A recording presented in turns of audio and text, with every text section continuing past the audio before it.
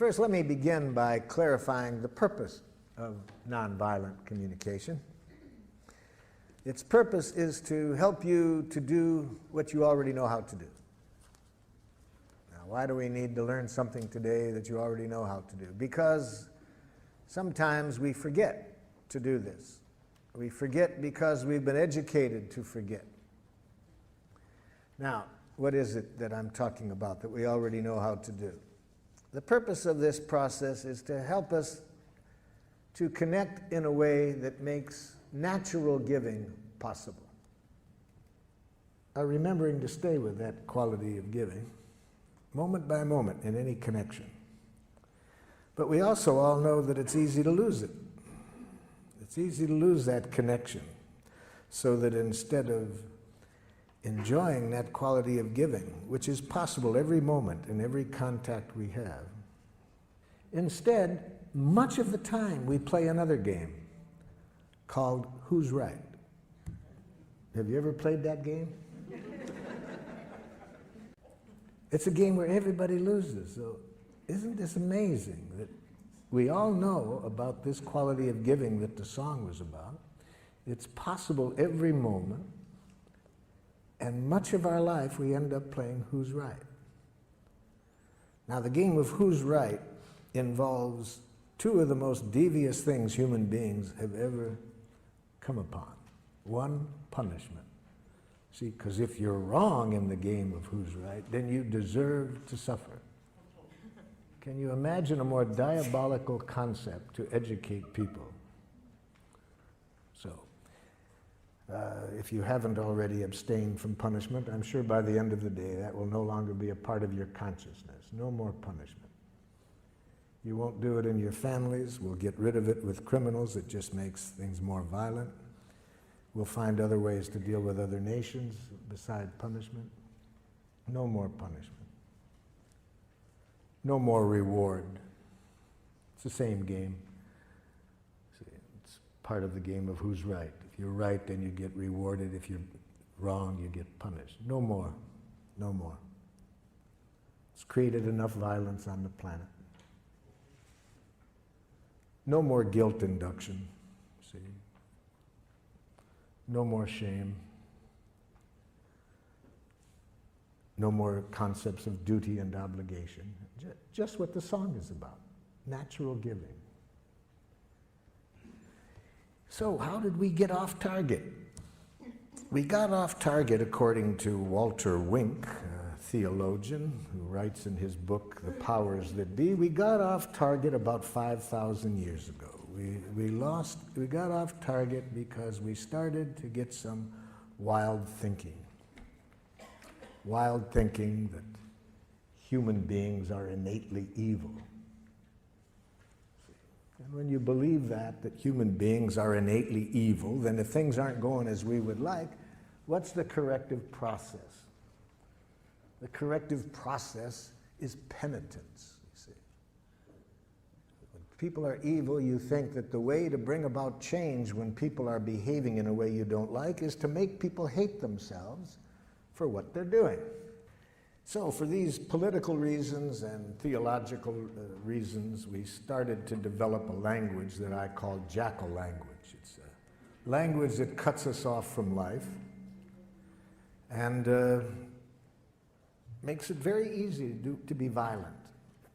Very easy to be violent. In fact, in that book I mentioned, Wink says that domination cultures, one of the things you have to educate people is to make violence enjoyable, you see. And we've done a good job of that. We make violence enjoyable in our culture. The 2 hours a night from 7 to 9 when children are watching television the most, in 75% of the programs they watch, the hero either kills somebody or beats them up, you see. And when does this happen? At the climax of the program. We've been educated for quite a while to make violence enjoyable.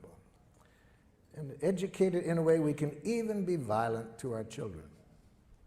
So what is jackal language like? See, jackal language, as I've mentioned, is a language of moralistic judgments. You think in terms of who's right, who's wrong, who's good, who's bad. And when you mention change, yes, we want change at times. So how do you get change in the jackal system? Watch a parent try to bring about change in the child. This is a parent teaching a young child say one of the most important words in jackal. Say you're sorry. I'm sorry. You're not really sorry. I can see it. You're not really sorry. I'm sorry. Okay, I forgive you. Can you imagine a game like that? Can you imagine a parent responding to a child that way? And if a parent is going to do that to a child in their own family, what are they going to do to people from other cultures who behave in a way they don't appreciate? So of course you're going to have violence wherever you have this kind of thinking. In cultures that do not have this thinking, you don't see violence, you see.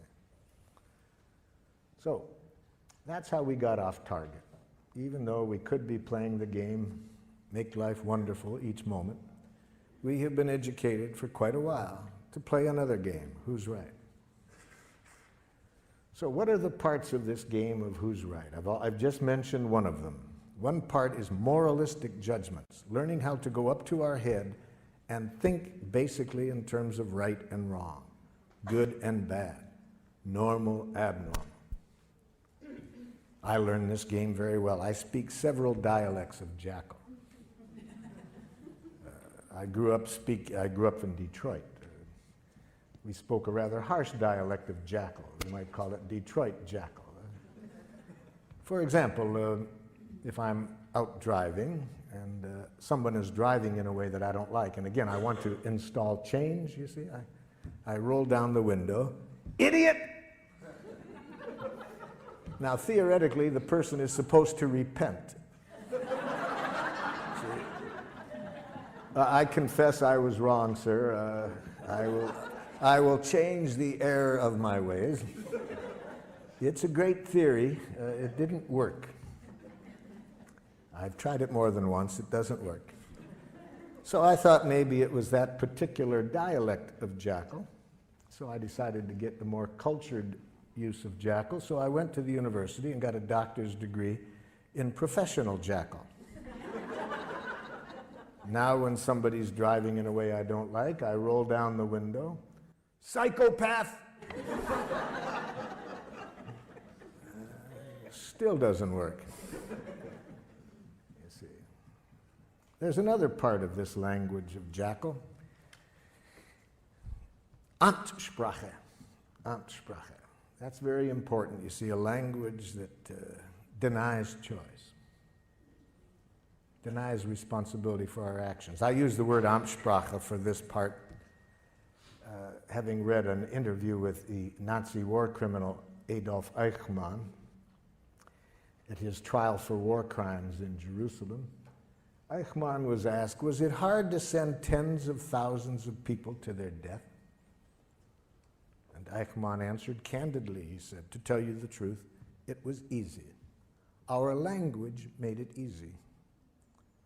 That interview shocked, that answer shocked his interviewer. And his interviewer said, what language? Eichmann said, in fact, my fellow Nazi officers and I, we had our own name for our language. We called it Amtssprache. Amt in German means office, and Sprache, language. I'd call that bureaucratic language. He was asked for some examples. Eichmann said, it's a language in which you deny responsibility for your actions. So if somebody asks you why you did it, you say, I had to. Then you don't feel so bad if you have to do it, you see. You're not responsible. But why did you have to, Jack? Superior's orders. Company policy. They made me do it. I couldn't do elsewise. Very dangerous language, Amtssprache. Very dangerous. We have giraffe schools. I use the word giraffe, you see, as a symbol for nonviolence. We'll see today that the language we're going to study is a language of the heart. And so I use giraffe language for that because giraffes have the largest heart of any land animal. So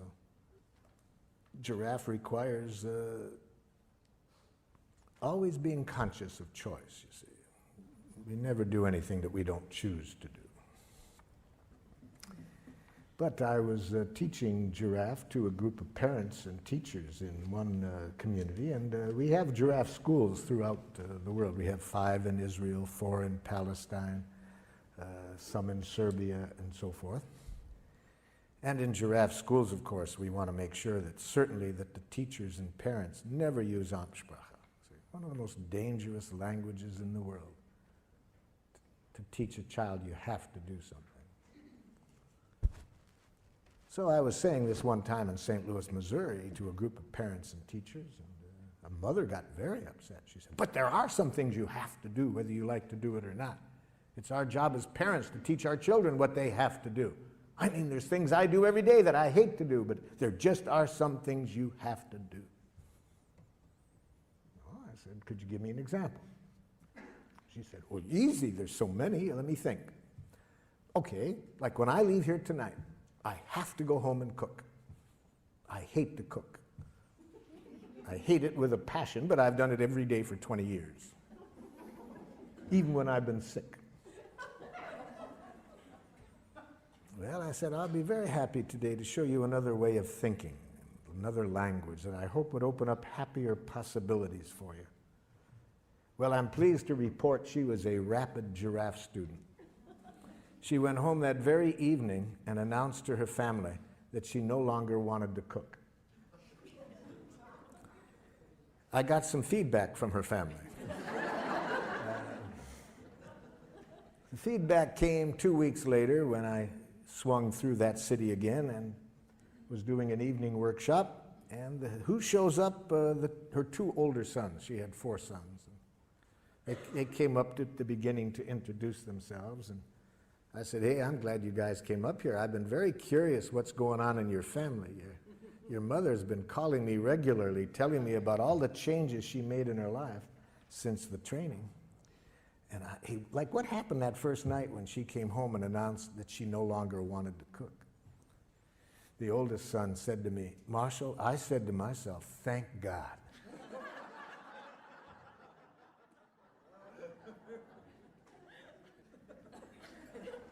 I said, "Help me understand that one." He said, "I said to myself, now maybe she won't complain at every meal, you see." You see, natural giving, what I started the day off with that song, anything we do in life that isn't coming out of that energy, we pay for it and everybody else pays for it. Anything we do out of fear of punishment, if we don't, everybody pays for it. Anything we do for a reward, everybody pays for it. Everything we do to make people like us, everybody pays for it. Everything we do out of guilt, shame, duty, obligation, everybody pays for it. That isn't what we were designed for. We were designed to enjoy giving, to give from the heart. So, think of somebody at the moment who is behaving in a way that is not making life wonderful for you, and you'd like to get to the place that the song was about, where everybody's needs can get met and people are giving to one another from the heart, willingly, not out of coercion, you see.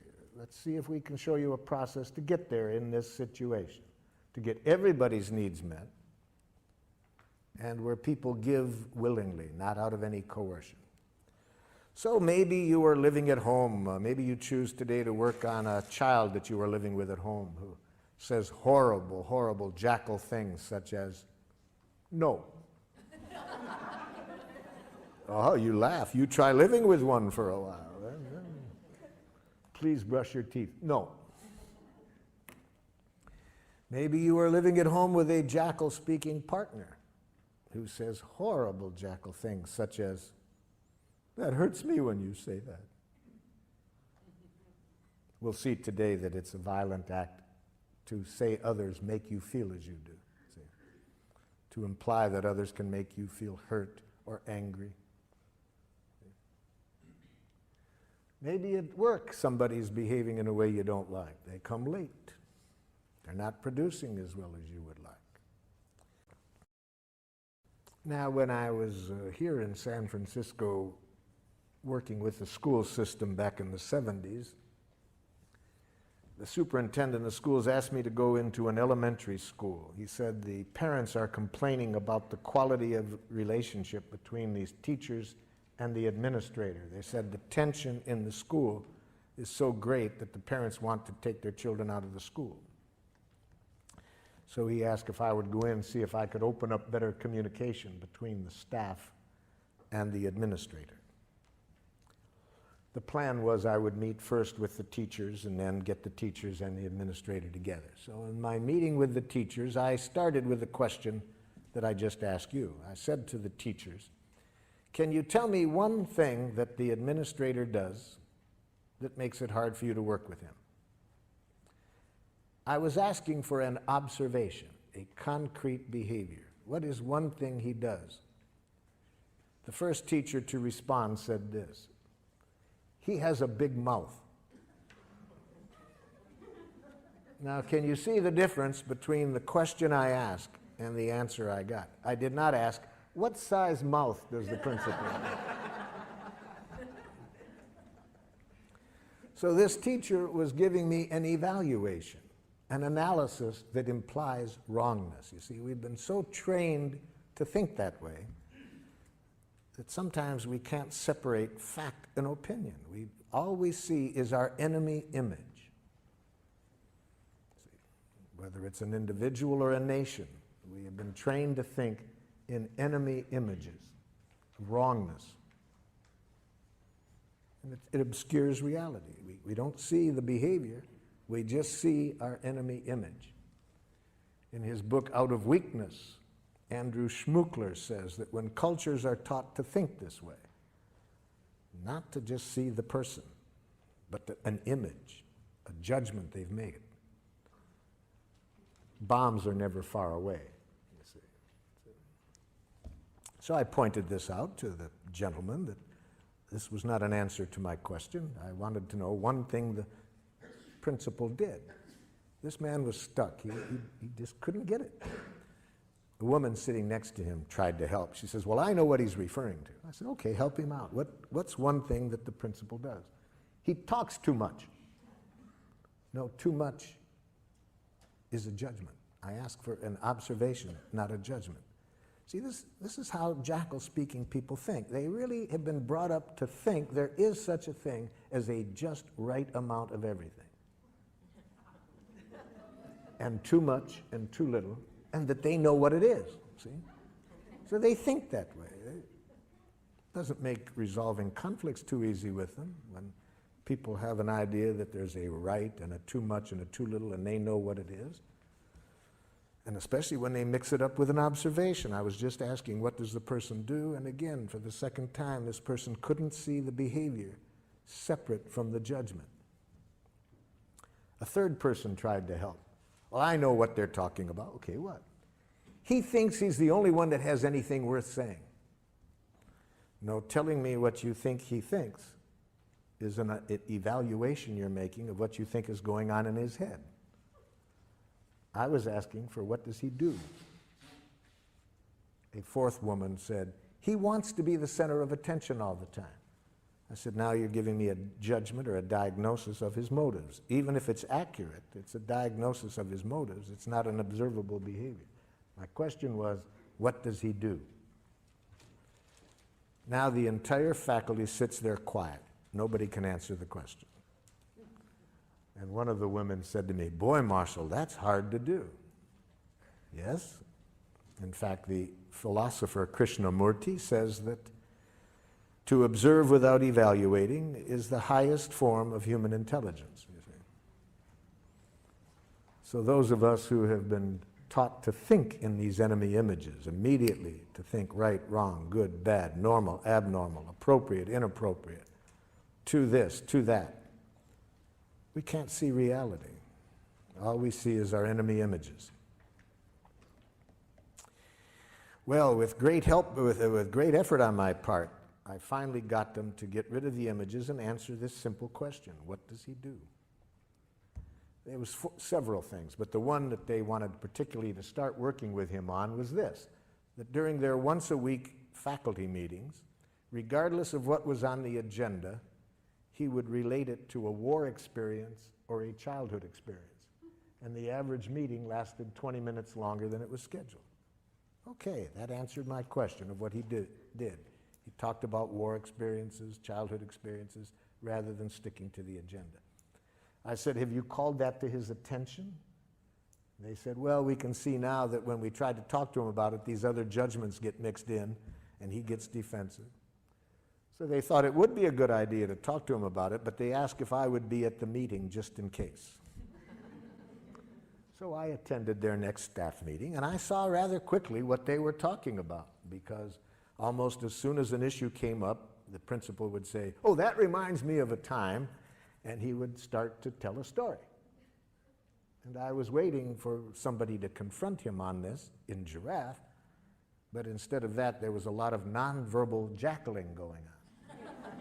People were going like this, rolling their eyes, poking the person next to them, yawning, looking at their watches, holding the watches up to the ears.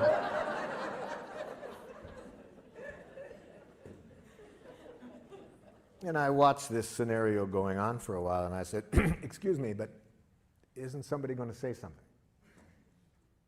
Now there's a silence, and the man who spoke up in our first meeting, I could just see him getting his courage up, and he looks at the principal and says, Ed, you have a big mouth.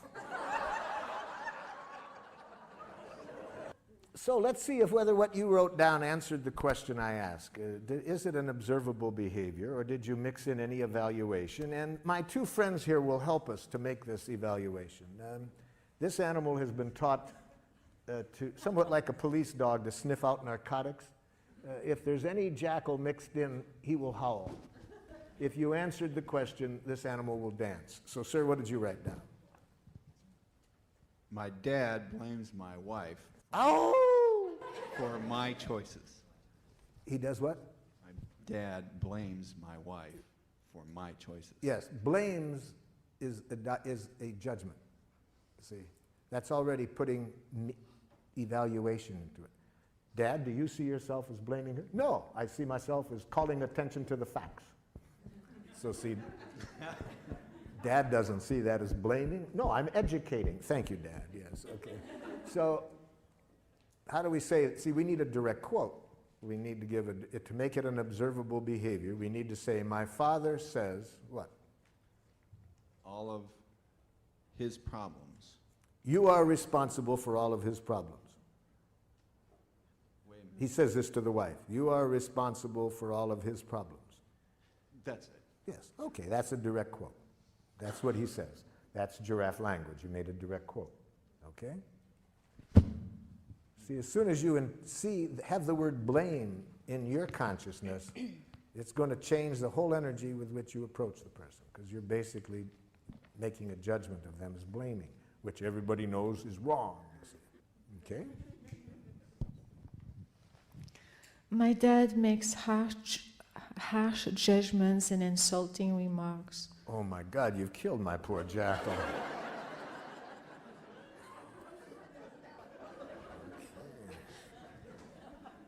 He could have handled the harsh, that was one judgment, but insulting, harsh and insulting, see, those are two judgments. That Actually, he does use insulting words. No, there is no such thing. After today, in fact, seriously, by 4:30 this afternoon, you will never hear another insult. It won't exist. Insults will not exist.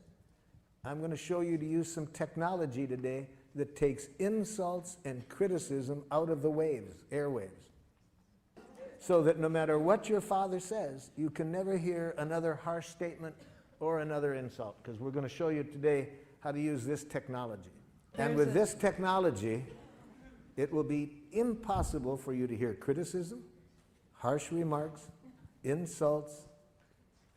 With these ears, all you can hear is the only thing human beings are ever saying. Please and thank you. See, that's all. We're going to show you today that all what used to sound like criticism, judgments, blame, are simply tragic, suicidal expressions of please. My brother yells at me to get in the car to go to school, and then he makes me late to school. Who yells? See, but you see, yells is a kind of a little bit of an evaluation.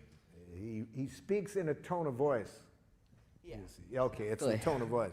I was asked at Lincoln High School. Is there Lincoln High School in San Francisco?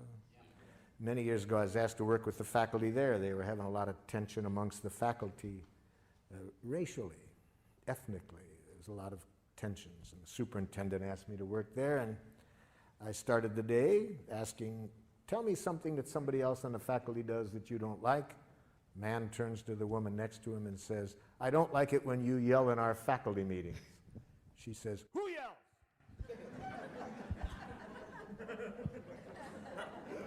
Now, she was from a different culture than this man. See, what was yelling in her culture was quite different. And about 10 minutes later, when she started to yell at him by her own definition, I saw a difference, you know. So raises the voice when he's asking you to get ready for school. Yes, yeah. Or just kind of gets angry at me to get in the Now, car. gets angry, that's maybe accurate, but it's a diagnosis. We don't know whether he's angry. He might be scared that, you know, you're going to miss school. It might sound to you like angry. Maybe it is, maybe it isn't. But raises the voice, has smoke coming out of his ears. That you can see, you see. That's observable. Yes? Fifth grader Jesse refuses to do his seat work. Refuses is a diagnosis. Maybe an accurate diagnosis, but it doesn't tell me what he does. He just says, no, I don't want to do it. Says, no, I don't want to do it. That's the behavior. A student in my class incessantly talks loud, won't stay seated, or keep his hands to himself. I hear about 3 judgments in there. Let's go over it slowly because I hear 3 diagnoses. Say it again so we'll hear the 3 diagnoses. Incessantly talks loud, Loud is your interpretation. Louder than you would like. If you want to say it, put it that way. Louder than I would like. won't stay seated, Won't is a diagnosis. Doesn't stay in his seat after I've told him to. He might in the future. We don't know whether he will or not. So that's a diagnosis. Doesn't at the moment. Doesn't when I ask him to stay in his seat. and does not keep his hands to himself. And does not keep his hands to himself. Mm-hmm. Okay. Since coming to the introductory presentation on Tuesday night, I've been very aware of hearing evaluations Yes. in myself and especially in other people. And so I started to wonder, are all of those violent communications, or would there be a way that some of those are, according to this model, nonviolent? I would say that any evaluation of others that implies wrongness is a tragic expression of an unmet need. Tragic in the sense, for 2 reasons. First, it decreases the likelihood that we will get what we want. Even if we don't say it out loud, even if we think it, if we are even thinking that what somebody else does is wrong, it decreases the likelihood that we will get what we want. And second, it increases the likelihood of violence. So what could be more tragic than that, than expressing ourselves in a way that gets in the way of our getting what we want and increases violence? So anything that we want to say that implies wrongness on the part of the other person, I'm suggesting, is a tragic, suicidal expression of an unmet need. Say the need. Learn a need consciousness, which is what we're going to get to now, you see. That's how we evaluate in nonviolent communication. We evaluate from the heart. We make judgments, but we make need-serving judgments. We judge whether what people are doing is meeting needs or not. We don't moralistically judge the person for what they did. We judge whether it's serving life or not, because needs are our direct connection with life. They're the life that's going, needs are the life-seeking expression within us.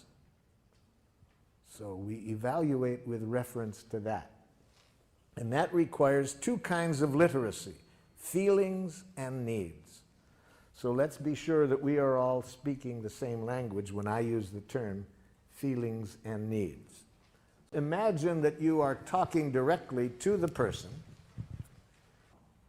Again, we're talking to the other person. We're telling them now what they did, and we say, when you do this, I feel How? How do you feel? When you do this, I feel angry. Okay.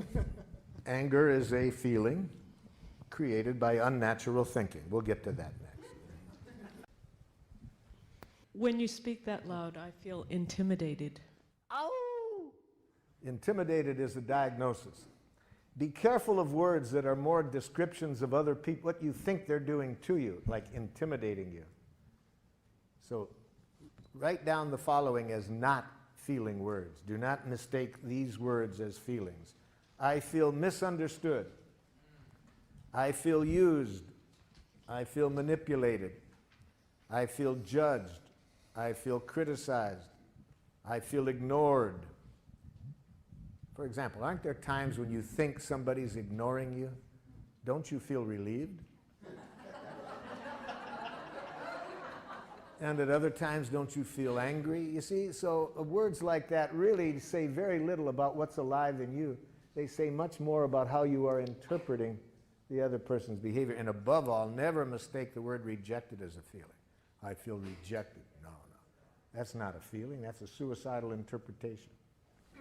If we want to use nonviolent communication, we want to be sure that we do not use the feeling in a violent way, because feelings can either connect us at the heart or they can contribute to more division and violence. So we certainly do not want to ever express our feelings in this way. I feel as I do because you. Okay? We never want to express our feelings this way. You make me feel. Now that will be a hard habit to get away from, because in a jackal culture, feelings are very instrumental to using guilt as a way of manipulating people. See, the way to manipulate people is if you can convince them that they make you feel as you do, then they should feel guilty and change, you see. So it's another form of this violent game. So, for example, if you are a parent and you want to use feelings in a violent way rather than a connecting way, you would express it this way. It really hurts me when you don't clean up your room.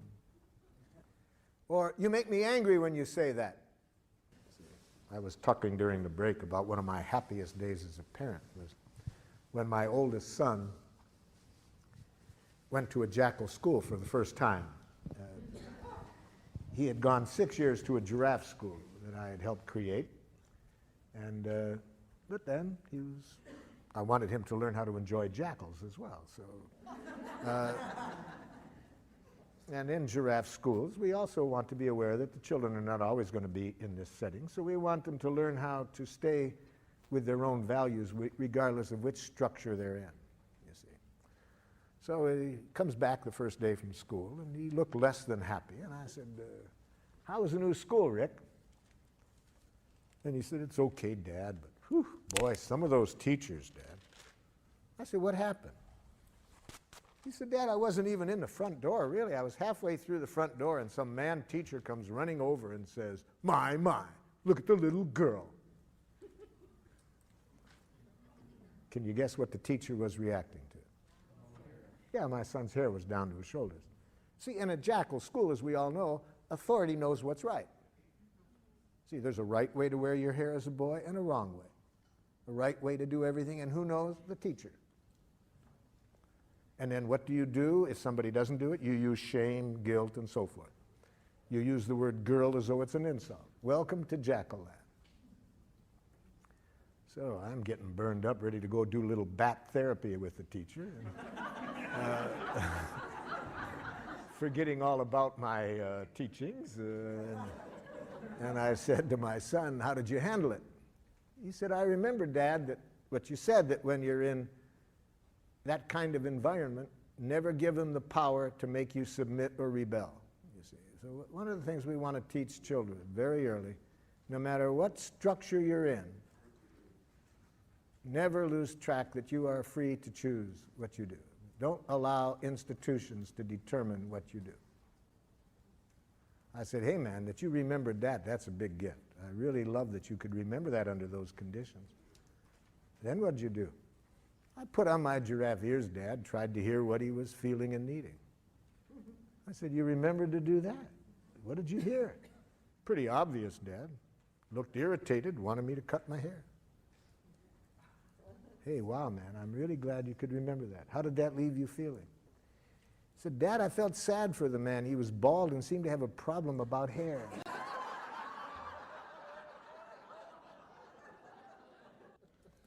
So we want children, the same thing we want to teach adults. Institutions can't make you do anything.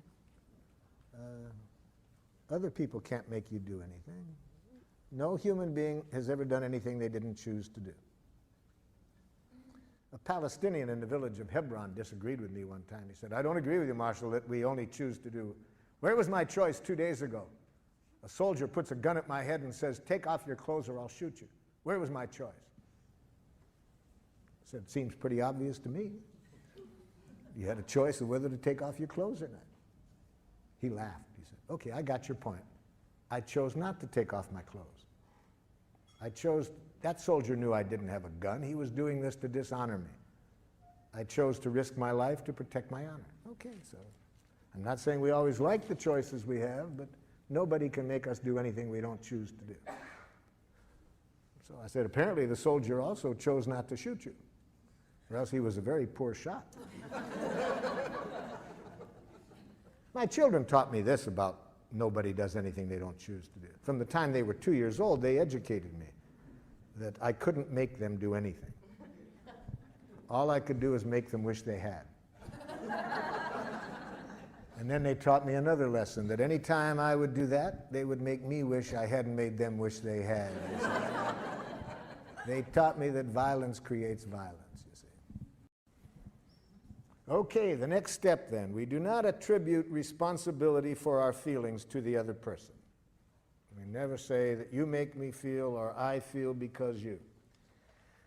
Instead, we are conscious that the root of feelings are needs. See, behind every feeling, there is a need.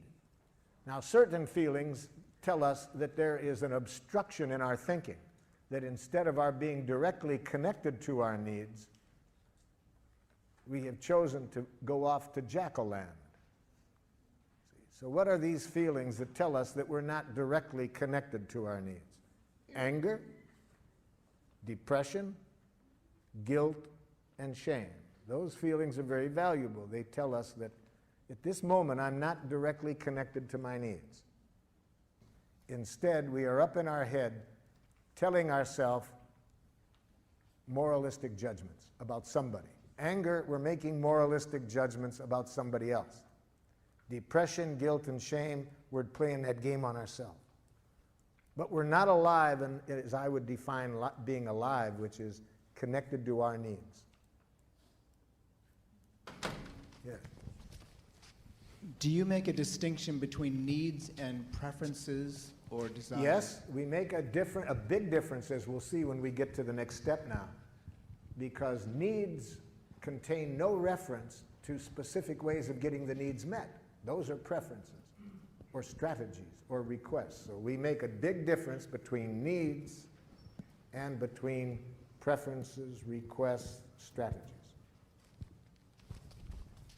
So let's get into that. Let's right now connect our feelings with a need. Let's not go up to our head and think about the other person.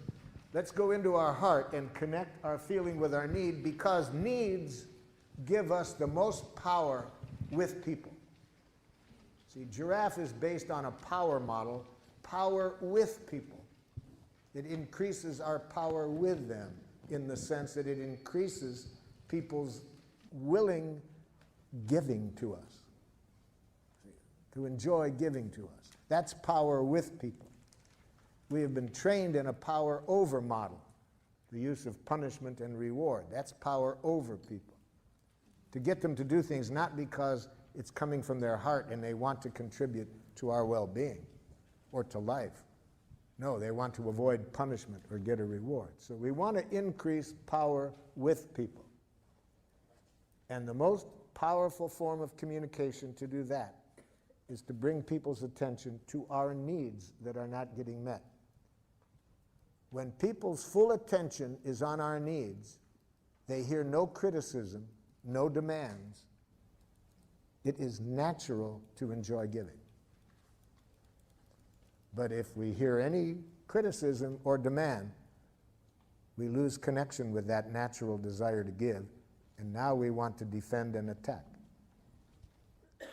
So let's learn a language of needs. Under C, it says, imagine again that you are talking to the person and express your reasons for feeling as you do this way. When you do what I described, I feel as I expressed because I am needing or because I need. See? So now see if you can identify what need of yours is not getting met. Leave the word you out of here, because that will mix up need and preference. Leave the other person out of here. Just express the need without reference to the other person.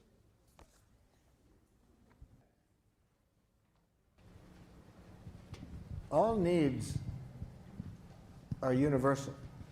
Every human being in the world has the same needs. So you can look at what you said and see whether this applies. You see. So if what you wrote down is a true need, every other human being in the world has that need. We're all created out of the same energy. So we really see this at the level of needs. All human beings have the same needs. What differs immensely is the strategies that we have been educated in for meeting the needs. Different cultures educate people to meet the needs in a different way, but the needs are the same.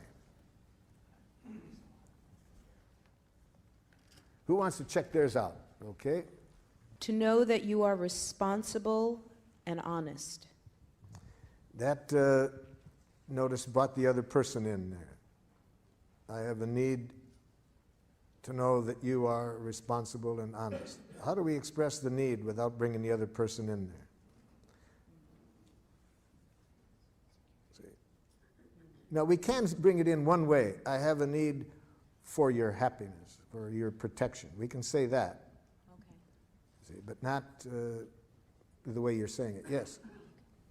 I need to be seen and heard as who I truly am. I have a need to be seen and heard as who I truly am.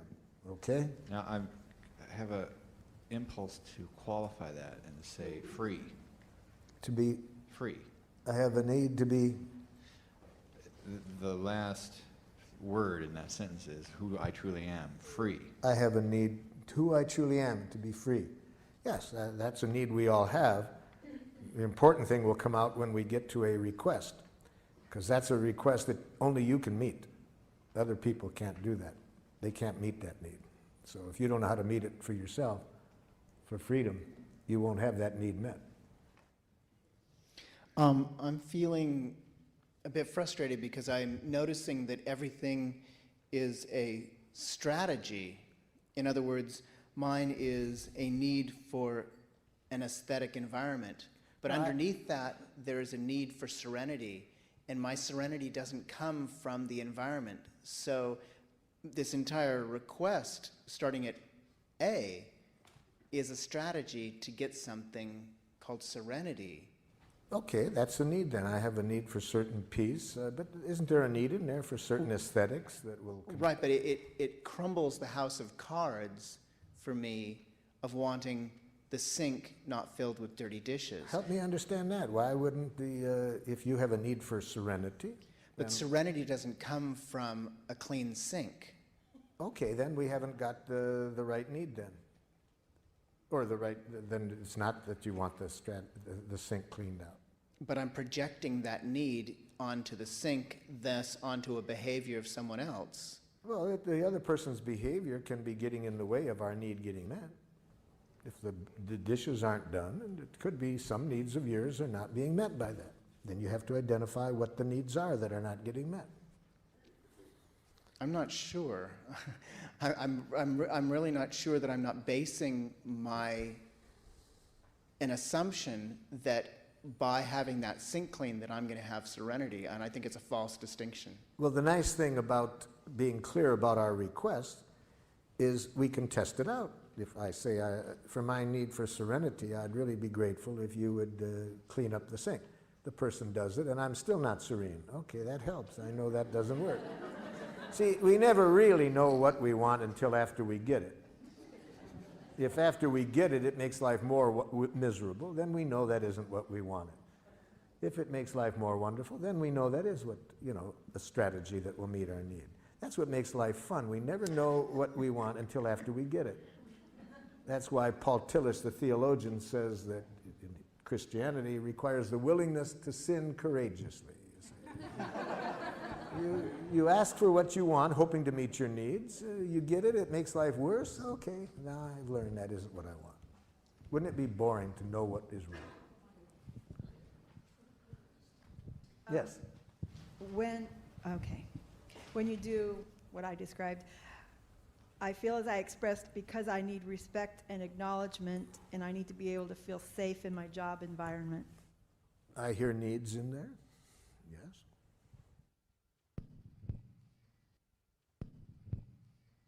When you do what I described, I feel as I expressed because I need to express my desire and need without it hurting you.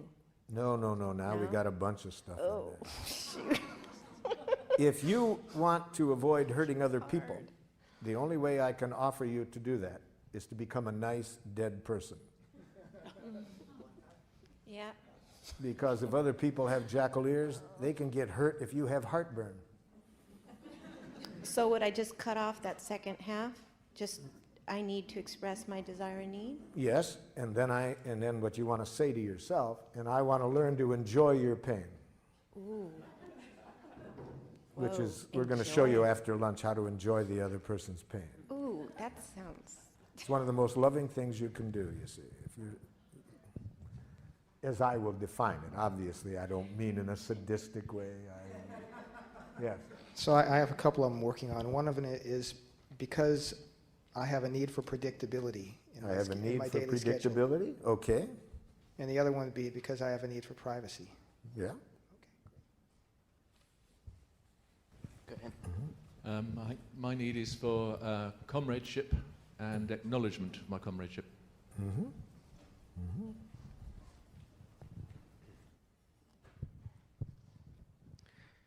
I have a need to memorialize the life of your father, and in doing so, honor the life of your entire family. Have a need to honor this life. Yes. I have a need to have communication with other people that is open and supportive of life. Need for supporting of life, openness. Okay. Mm-hmm. When you do this, I feel hurt because I have a need to be heard and understood. Yes, very important need. That need for understanding, to be heard, to be listened to, empathy. There's different ways of expressing it, but it's a critical need, one that we have daily. Daily, yes. Bottom line, I have a need to love you and to let your love in. I have a need to love, but don't bring the other person in there. To let I have a need for to love and to let love in. and to let love. Yes. See, our needs don't, when we believe that our needs involve another person doing something, we take a very abundant world and make it scarce very quickly. So we don't want to mix up our need and a request. See, we may have a request, a strong request, that a particular person meet our need for love. See, that's a strategy. We may want this particular person, but we don't have a need for that person to love us. That's mixing up the need and the request. We have a need for love. We have a strong preference that this person take the actions to meet that need. But we don't want to mix up the need and the strategy. Okay, let's take one more and then we'll go. We've got to move on. Yes. Yeah, I'm confused if this is a need or a strategy. Okay. I need to feel loved. Loved is a very important word. I need love. Yes. But now, that word love is so important that we got to get real clear what we mean about it when we use it as a giraffe. See, watch what happens when a giraffe and a jackal get together on this love. See, watch this jackal ask a very dangerous question. But notice that the giraffe is too smart ever to answer this question. Watch. Do you love me? Jackal, before I can answer your question honestly, I need to get some important things clear. Are you using the word love as a feeling? Well, of course.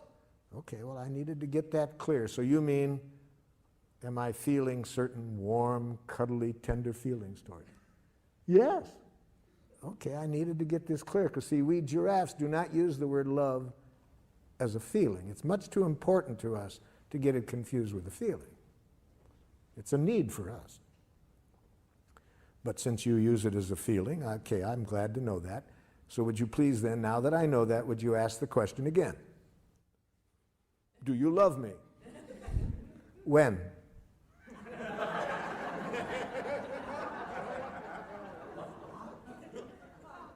When? Well, I want to be honest. I can see how important this is to you, but how can I be honest with you about what I feel toward you without reference to a specific moment? Feelings change every few seconds. Life is changing. Feelings are part of life. So I'd have to know a specific time and place to ever answer your question of how I feel. What about right now? No.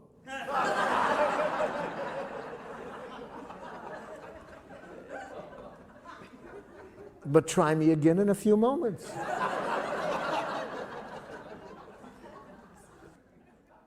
So you see, to a giraffe, love is a need, and it's a need for which we must be very clear about what requests do we have of other people to meet that need. Now, watch what happens with reference to that if we're in a love relationship with a jackal. I want you to love me. Oh, so you have a need for love, jackal, and you're giving me the honor of wanting me to meet that need. Yes. I really see how important the need of love is, so I want to be clear what you would like from me to meet your need. Could you tell me what you are requesting of me to meet your need? Now, the poor jackals, they don't live in the moment, you see. To make a clear request, you have to live now. You have to be clear what you want. So watch how the jackal handles this. So could you tell me what you want me to do to meet your need for love? Oh, you know. No, I'm not sure I do. I really see how important this need is for you, so can you tell me specifically what you would like me to do to meet your need for love? Well, it's hard to say in so many words. If it's hard for you to say, jackal, can you see how hard it will be for me to do? I never thought of that. So what would you like me to do to meet your need for love?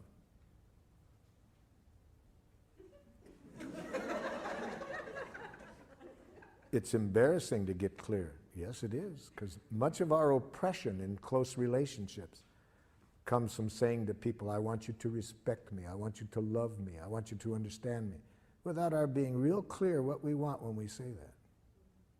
So what are you wanting, jackal, when you say you want me to love you? I want you to guess what I want before I even know what it is. And I want you always to be willing to do it. Thank you for defining it that way, jackal. Would you please find someone else to meet your need for love?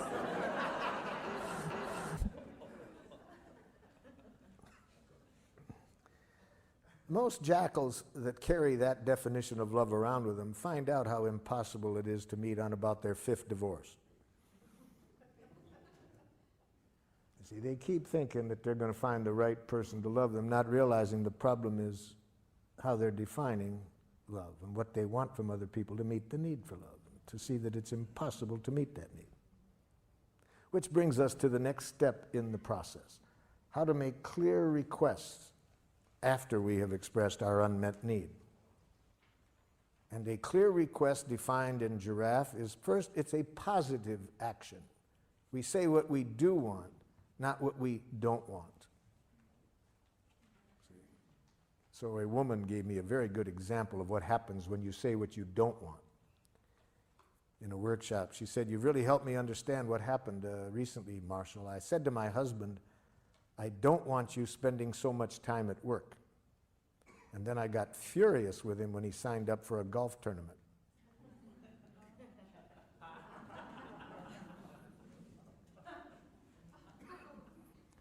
A teacher gave me a similar example. She said, just yesterday, Marshall, I said to this young boy, please, I don't want you tapping on your book while I'm talking. So he started to tap on his desk. Saying what we don't want doesn't make clear what we do want. But worse than that, if we frame our objectives in getting rid of something, it leads to violence very often. It makes violence seem attractive when we try to get rid of something. For example, I was working with some teachers in a school in Rockford, Illinois. Their observable behavior they wanted to work on is, on the average, every 3 months, 38 broken windows in the school. So we got down to the request. I said, what do you want different from the students? It's obvious. We don't want them breaking windows. So you're saying you don't want the children breaking windows? Yes. What should we do? Kill them.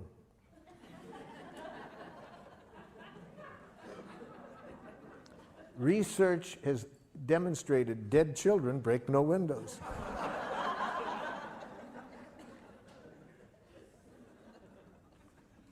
Almost any time we think of what we want to get rid of, it makes violence look attractive. And as stupid as that example was I just gave you, look in the newspaper on any given day and see how many world leaders are saying we're going to teach them not to, we're going to get them to stop. And they think violence is going to, see, it always makes violence seem attractive to. It's only, as I said earlier, when we get two questions clear. What do we want people to do? And what do we want their reasons to be for doing it? Then I think we'll see violence never works. Okay, so we want to say what we want to say in the positive. What do we want the other person to do? What do we want them to start doing differently? And second, that it needs to be clear action language. So we can't do what this one wife did with her husband who came to a workshop with him. She said, I want you to listen to me when I talk. He said, I do listen. No, you don't. Yes, I do. No, you don't. They told me they'd had this same conversation for 11 years. The problem is with the word listen. See, what does that? We can use the word listen as a need. I have a need to be listened to. But when we move to request, we need to speak action language. What specific action do we want this person to take? We can't use the verb to be. I want you to be more friendly. Not doable. We can't use feeling language. I want you to feel confidence in yourself. That's not doable. So we need to be able to make very concrete requests. Try it out with what is under D there. See, in relation to what the other person did and your feelings and needs in relation to the action, imagine you're talking directly to the person and express a request using this form. I would like you to. What do you want the person to do to meet your needs? I want you to obey my instructions. Let's use the word, I want you to do what I told you to do. I want you to do what I told you to do.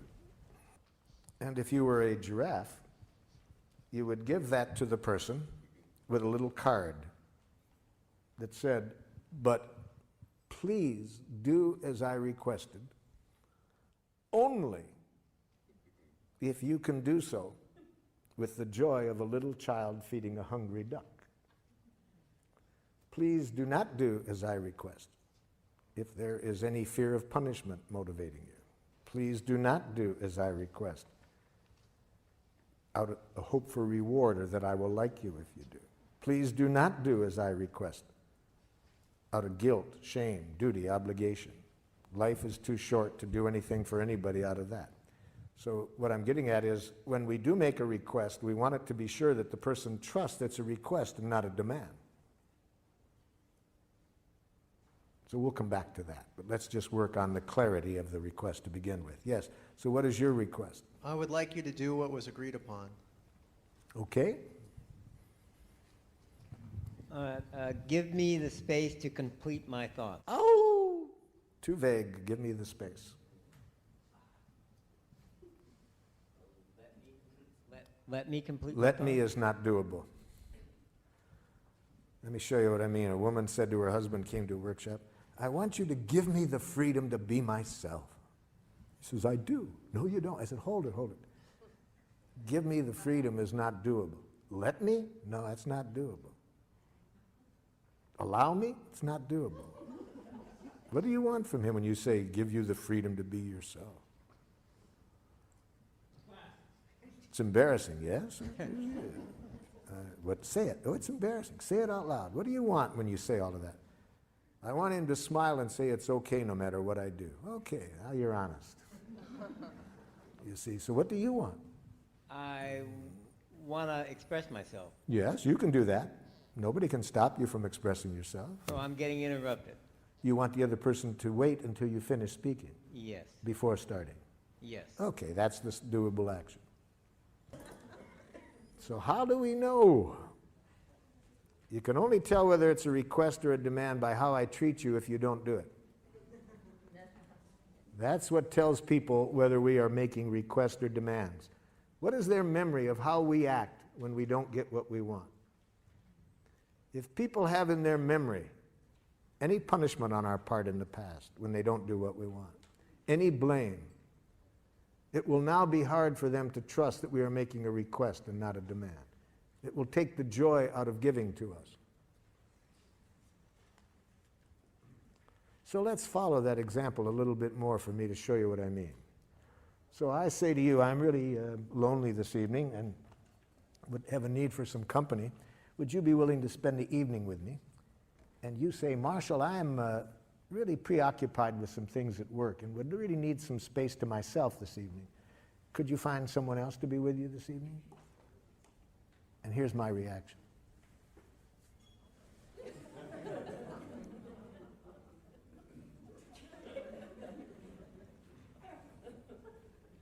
Two days later, you, what's the matter? Nothing. You, come on, what's the matter? You knew how lonely I was. If you loved me. Now, was it a request or a demand? See, so we can't tell from how nicely it's asked. We need to see how the person treats us when we don't do what they want. That's when we trust that they make requests or not demands. So we are going to pay for every time in the past when we used any coercive means to get what we wanted. So now at least we don't want to pay for that anymore. We want to be sure that whenever we make a request, it is a request. Now that doesn't mean the other person will trust it, even if it is, because unfortunately, there's been so much coercion in our world that even if we are making a sincere request, the other person might hear a demand. I was working in one school system with a group of students that the school district labeled as socially and emotionally maladjusted. Now, from what you've learned today, was that a jackal school system or a giraffe school system? Yes. It sounds like in your example that the person was really disappointed or really let down. Not let down, that's a diagnosis. Okay. They're really disappointed. Disappointed. Really hurt. Okay. So how could they have expressed that without being a demand, but not suppressing the fact that they're really disappointed? They could say, so you have a lot to do right now, and it would really meet your need to be by yourself. Yeah. And the kind of mood I'm in right now, I really trust that you would meet it better than anybody else I know. Is there some way that we could find to get your work done and still meet my need for connection tonight? That's what we call dogging for our needs. You see? That shows respect for the other person's needs. I'm not trying to use any guilt or manipulation, right? I'm just trying now to find a way to get everybody's needs met. Okay? So then if the person can't find replacement? If the person cannot think of somebody to replace them, it will not be a problem. It will only be a problem if I put on these ears and receive in what they said a rejection. You see, if I hear a rejection, that's the problem. It's not okay to say I'm disappointed? You can say I'm disappointed as long as you don't say you disappoint me. And as long as you don't stop after saying I'm disappointed. See, I'm disappointed. That's just another way of saying you disappointed me. I'm disappointed. We always have to end a feeling. At the very end of it is going to be a request. See? So we don't just say I'm disappointed. We'd have to say, we have to take responsibility for asking for what we want. Given the other person has this other need, okay, what do you want then from them? Well, the jackal doesn't like that game. They don't like to have to be responsible for what they want. They'd rather say, well, if they love me, you see, if they were any kind of friend, I think it's only fair that they want to control by guilt, shame.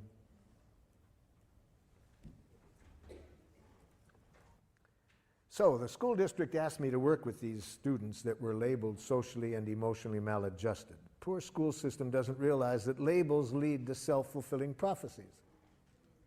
When you label people that way, they're going to behave that way. Come on, be honest. If you are labeled socially and emotionally maladjusted, you're one of those students, doesn't that give you permission to have fun in school? Labels lead to self-fulfilling prophecy. So I knew it was going to be a rough day just by that label. So when I walk into the classroom, it already starts. Half of the students are hanging out the window, screaming obscenities at their friends in a courtyard down below. So I made a request. Excuse me, I would like you all to come on over and sit down, please. I'd like to tell you who I am, what I'd like to do today. Half the students come over. I wasn't sure the other half had even heard me, so I repeated it. Would you all please come over? Now everybody comes over with the exception of two young men. Just my luck, the two that didn't come over, the biggest ones in the classroom. And again, I wasn't too sure they'd heard me, and I was praying it might just be a problem with acoustics, so I said, would one of you two gentlemen tell me, please, what you heard me say? Yeah, you said we had to come over and sit down. You see the problem? I make a request. He hears a demand. So I said, sir, I have learned to always use sir with people who have biceps like he did. Especially with the tattoo on top of the bicep. I said, sir, could you tell me how I could have let you know what I was requesting so it wouldn't sound like I was telling you what you had to do? He said, huh? See, that's a radical paradigm shift for somebody who's been educated under domination conditions, domination structures where authorities claim to know what's right, you have to do it or else, you see? So it's a radical paradigm shift in giraffe schools where people don't make demands. They just make requests. So I realize this is not going to be easy with this gentleman. He's probably carrying with him a lot of traces of being punished when he doesn't do what other people want or blamed. I'm not expecting him to give it up right like that. So I said, sir, how could I let you know that I was requesting something of you without it sounding like I was bossing you around? I don't know. I said, just what's happening between you and me right now is much that I wanted to talk about today, because I was wanting to look at a way we could interact where nobody bosses others around. And I didn't expect life to be so easy. That was all he needed. He trusted at that point that I wasn't trying to tell him what to do. And he came over and we had a very cooperative day. But as long as people hear our request as demands, they have only two choices, submission or rebellion. And neither of us are going to connect us with people in a way that's good for anybody. So the main thing that's the difference is not how nicely we say it, but how we treat people when they don't do what we want. Now, let's hear a few of these so we can see what kind of reactions you might get back. If you openly express your heart, you try to your best not to criticize, not to demand, what do you get back? She gets excited and defends herself. Well, I need to hear the specific statement, but I don't know what you mean by defends herself. What does she say? Got to be specific. For the next exercise, we need to know specifically what the person says or does. See, that's your diagnosis that she's defensive. What does she say?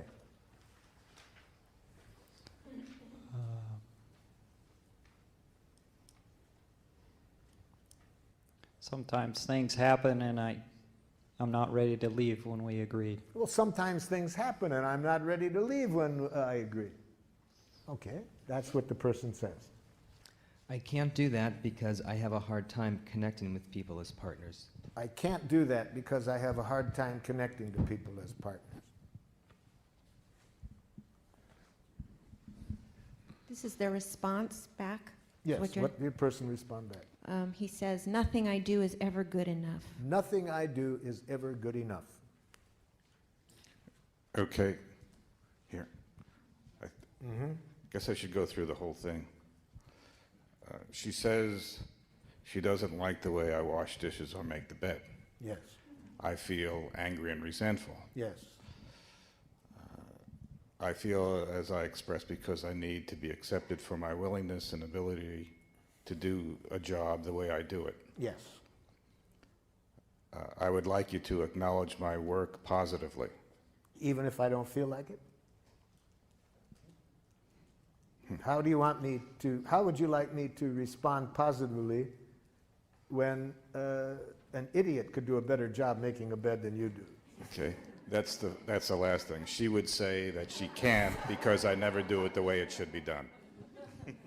Yeah, so the problem there is with the present request. What do you want from this person? I think what you want is this. I'd like at least some gratitude expressed for my willingness to do what I did. And if I could get at least the gratitude for that first, I could better hear how you would like me to do it differently. Would that be closer? It'd be closer, but I'd still like her to accept the way that I do it. What does accept mean? Now we got to translate accept into a doable request. What if this person has a sense of aesthetics? You see, I can already tell what the problem is in your relationship. I've already made a diagnosis. You want to hear my diagnosis? Go ahead. You are a slob and she's a neat. See, there's these two kinds of people in the world, slobs and neats. And for some reason or other, they always live together. It doesn't make sense to me. You see, there's so much of this goes on every day about how to wash the dishes, how to make the bed. Now, I'll give away which one I am. I once cleaned the house immaculately. And my partner came home and said, I thought you were going to clean. True story, true story. So you know what I am, right? I wrote her a song that night that goes, if you wonder about the cause of my domestic distress, it's that my partner is antiseptic and I'm a total mess. Last night at 2 a.m. I had to go to the head. In the time it took me, she made the bed.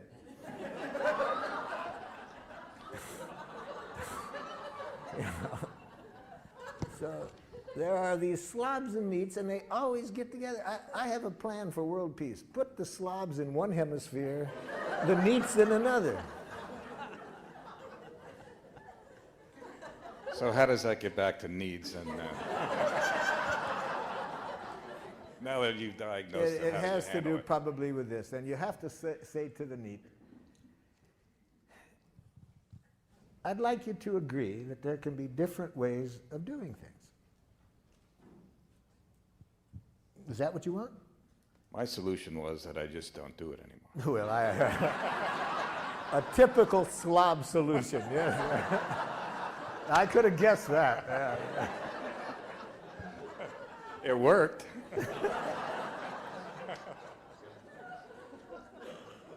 I would really like some acknowledgement. First, I'd like some expression of gratitude for what I did.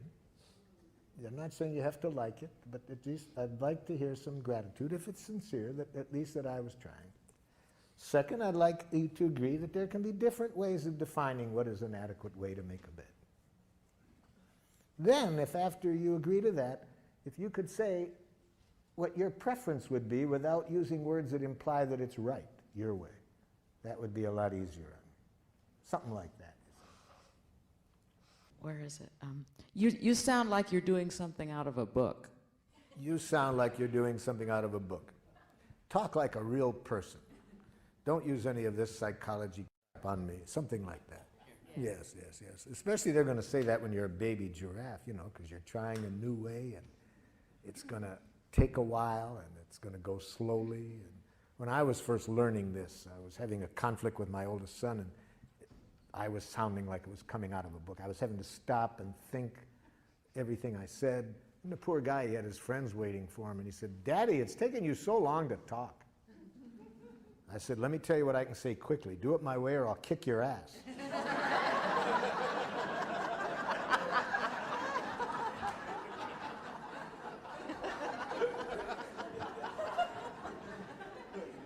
He said, "Take your time, Dad."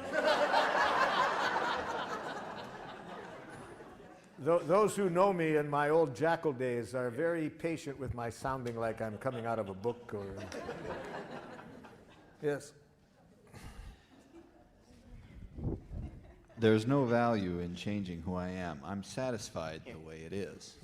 Yes. There's no value in changing who I am. I'm satisfied the way I am. That we can already tell then this person heard a demand, you see. They're hearing a demand as though you're saying they're not okay the way they are. And that would be how I would bet a person would respond if they hear a demand. Different ways that people respond when they hear a demand. My preference is for how my youngest son once responded when he heard a demand. I said, "Would you please hang up your coat?" He said, "Who was your slave before I was born?" You see,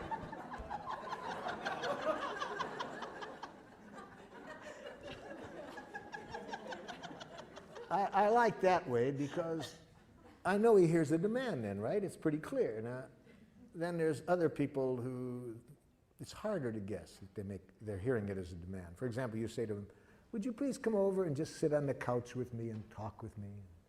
The person goes like this. Okay.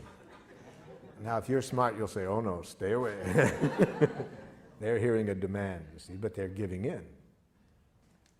But the worst case scenario, this is the dangerous one, you see, is if the person hears your demand, your request as a demand, and they respond this way. "Oh, sure, I'll do it." And they do it. But they did it to buy your love. They did it because they were afraid that if they didn't, you wouldn't like them. Now, how will you find out? You'll find out eventually. You might find out like this one woman did who showed up at my door in 2 in the morning. 2 in the morning, my doorbell's ringing one morning. It's pouring rain outside. And this woman, not 8 months pregnant, crying. I said, come in. I sit her down in a chair.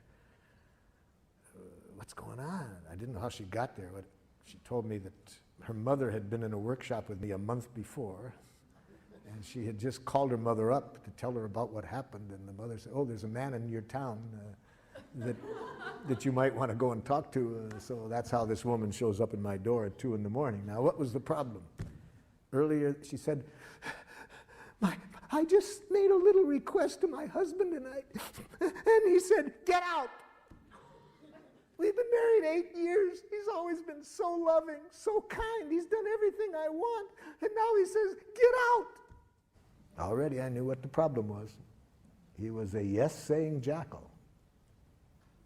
He hears somebody he loves wants something, and he feels he has to do it to buy love, to prove that he's a loving person. And so how does she find this out? It took 8 years, but then she pays for it one night. And I know I was right. How do I know I was right? I got him out of bed. Why should I be up at 2 in the morning talking to his wife while he's sleeping? So I call him up and invite him over, and sure enough, you see, he was a yes-saying jackal. He just didn't know how to say no. So he had been giving in, for all these years, and then finally this night he snapped. So that's how you find out. After 8 years, she found out that he was hearing demands and lovingly giving in to them. You certainly don't want to ever receive those messages, any one that you've just responded to. You never want to hear what the other person thinks. Never hear what a jackal-speaking person thinks. you'll live longer. So certainly after lunch, we're going to say, do not hear what the person thought. Whatever thoughts they expressed, never hear what a jackal-speaking person thinks, especially what they think about you. So we'll show you other options than that. We'll show you how never to hear a criticism. We'll show you all of that after lunch.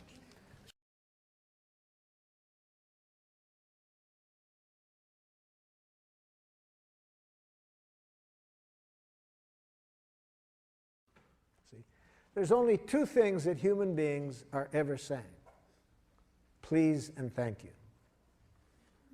See, that's all human beings are ever saying. The only thing is, jackal-speaking people have learned to say please in a suicidal way. Think about that for a moment. What else are human beings ever saying except please? You're behaving in a way that isn't meeting my needs, or my needs are not getting met by something else. Would you please do this to meet my needs? We need to know how to say that well to survive in the world. When our needs are not getting met, we need to know how to say please in a way that makes it enjoyable for people to give it to us. All right, this morning we learned how to do that. Just learn how to say what you are feeling and needing, and make a clear request. Make sure that no words come out of your mouth that imply wrongness on the part of other people. Do everything you can to promote in people the trust that when you make a request, it is a request and not a demand. And that increases the likelihood that people will enjoy giving to you. So we studied that this morning. Now, the other half of the process is how to receive from other people what's alive in them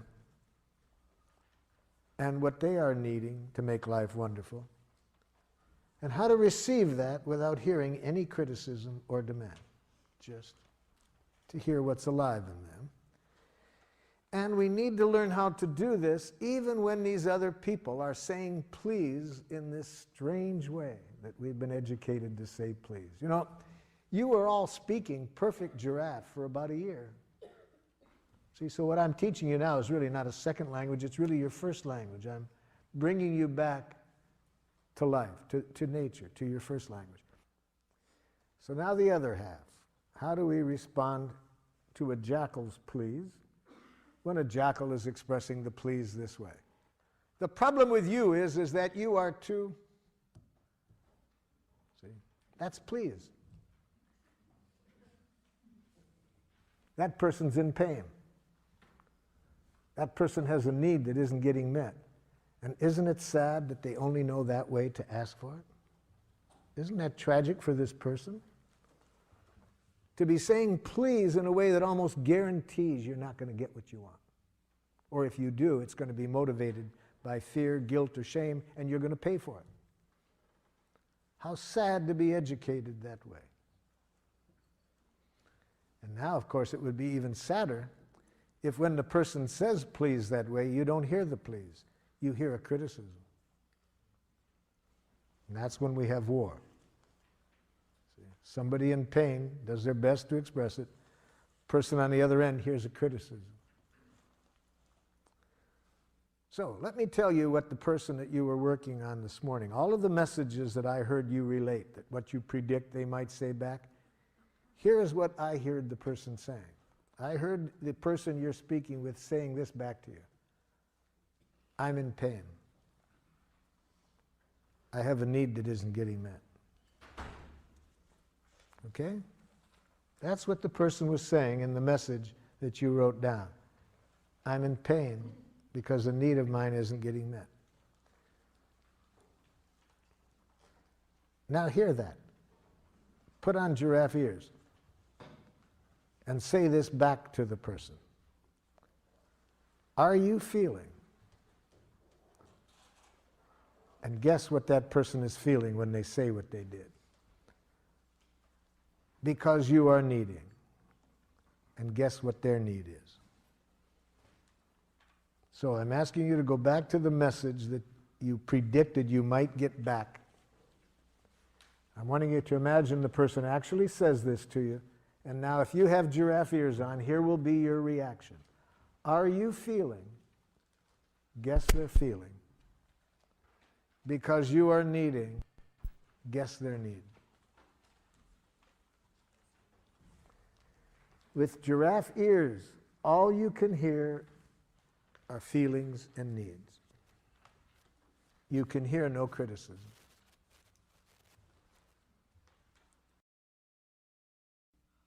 A number of years ago, I was working with a group of women in religious life, and they had a conflict for some 15 months that was creating great pain within their community, and they asked me to help them resolve this.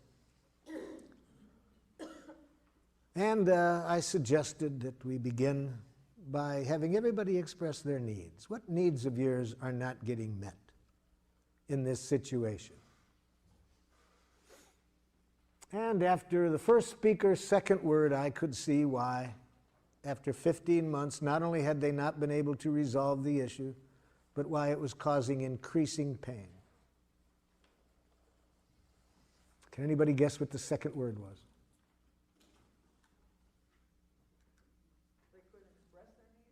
But what was the second word?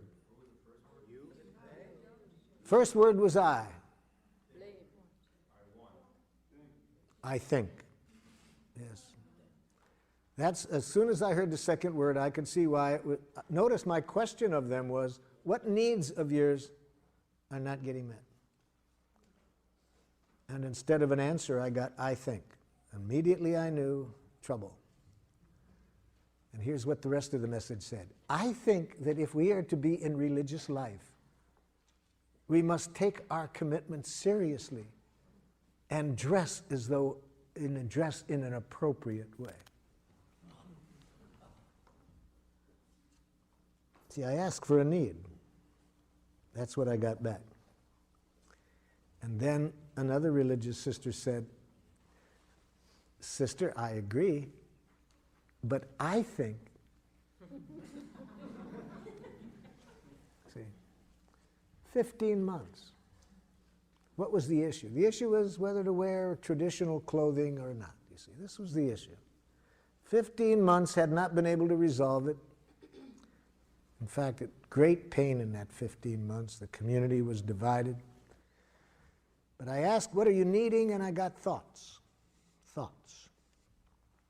You see. So it took me a while to teach them never to hear the thoughts. Do not hear thoughts. Only use the thoughts as a window. Look through the thoughts to the needs that are behind. Hear the needs behind. It'll be a whole different world. Don't hear thoughts. They finally got it. They finally started to look through the words, the thoughts, to what was behind. And then it was amazing how in a short time we resolved the conflict. My partner Ruth Bibermeyer was with me at the time and saw this miracle that comes whenever we hear through the words to what's behind them. I feel so sentenced by your words. I feel so judged and sent away. Before I go, I'd like to know, is that what you meant to say? Before I rise to my defense, before I speak in hurt or fear, before I build that wall of words, tell me, did I really hear? Words are windows or they're walls. They sentence us or set us free. When I speak and when I hear, let the love light shine through me. There are things I need to say,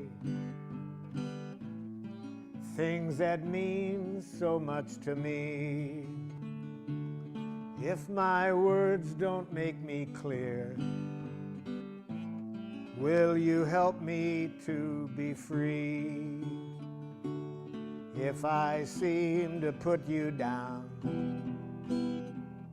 if you felt I didn't care, try to listen through my words to the feelings that we share. Words are windows or they're walls. They sentence us or set us free. When I speak and when I hear, let the love light shine through me.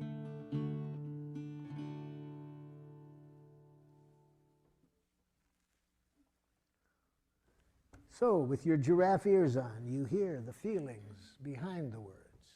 You hear the need. Every moment, we have feelings and needs. So we're hearing the truth. What's really alive in this person now? It's better for you to hear only that, because then you don't live in a world of criticism or judgment. You take away all power from other people to dehumanize you when you have giraffe ears on. You never have to worry about other people's reaction to what you say. You can be honest without fear, because you know I don't ever have to worry about how others respond. Only what ears I have on to respond to their response. But I can control that. I can't control how others respond. And if I'm going to worry about something I can't control, I'll become a nice, dead person. You see, I'll be afraid to reveal myself for fear. What if they say this? Well, who cares what they say? If you have giraffe ears on, it's a gift. All they're saying is, please, please. So let's hear the please behind the message that you hear. First read off the message, and then let's hear how you heard the feelings and needs behind it.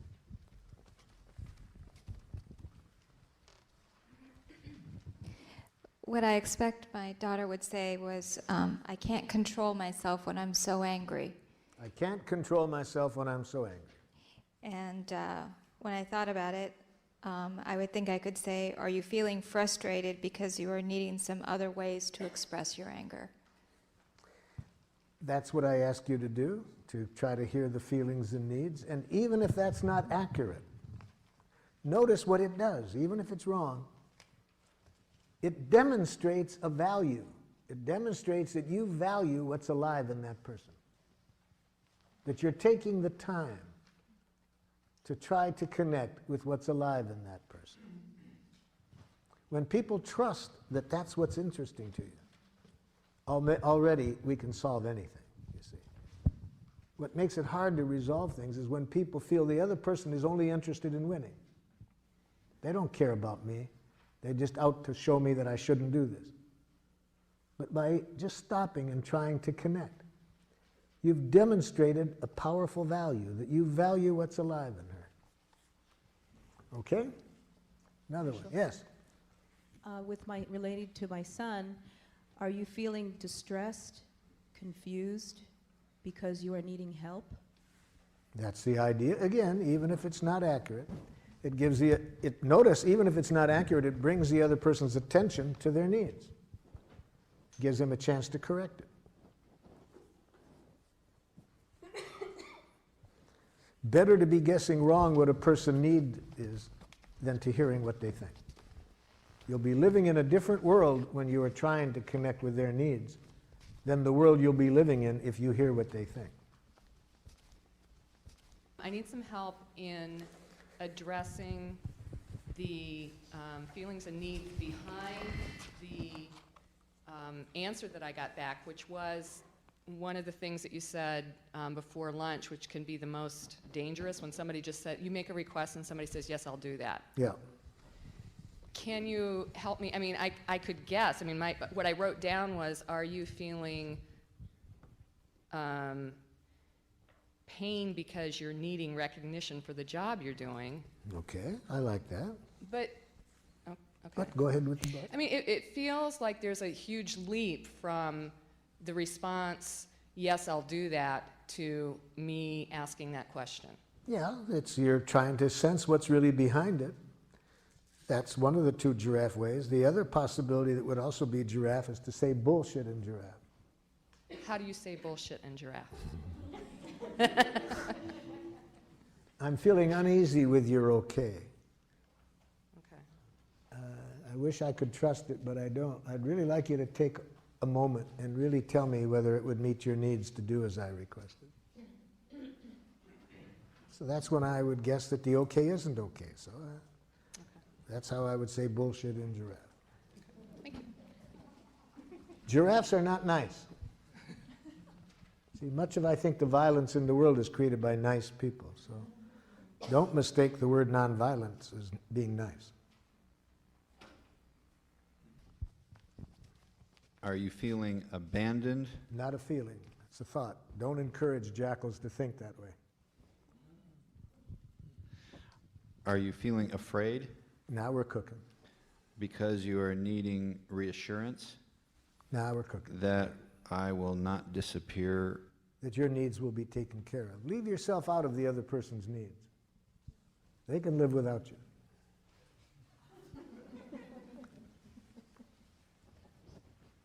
All of their needs can be met without you. How could I satisfy your needs? That is a valid question. How could I satisfy your needs? That's a jackal question. That kind of question, if the other person is smart, they'll take the Fifth Amendment. Yeah. This was an answer to when my daughter said, "You sound like you're reading from a book." You sound like you're reading from a book. And I say, "Are you feeling scared, separate, or alienated? And are you needing to be responded to in a genuine, heartfelt way?" Yes, but you're doing it again when you do that.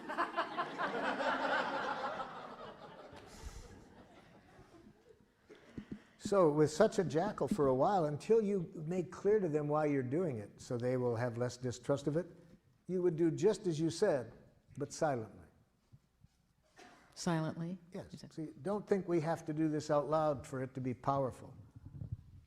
It can be powerful if we don't say a word, as long as where our attention is here, you see. So you might have heard just that, but maybe not have said it out loud. See? Yeah, see, that's all you can hear with the giraffe ears on. And you can hear that even if you're silent. You don't have to say out loud. You could just have heard that. But you'll show that your attention is here from your eyes. Because when we're hearing what is in a person's heart, our eyes are different than when we're hearing a criticism or when we're making a criticism. You see? Our eyes, it's not subtle.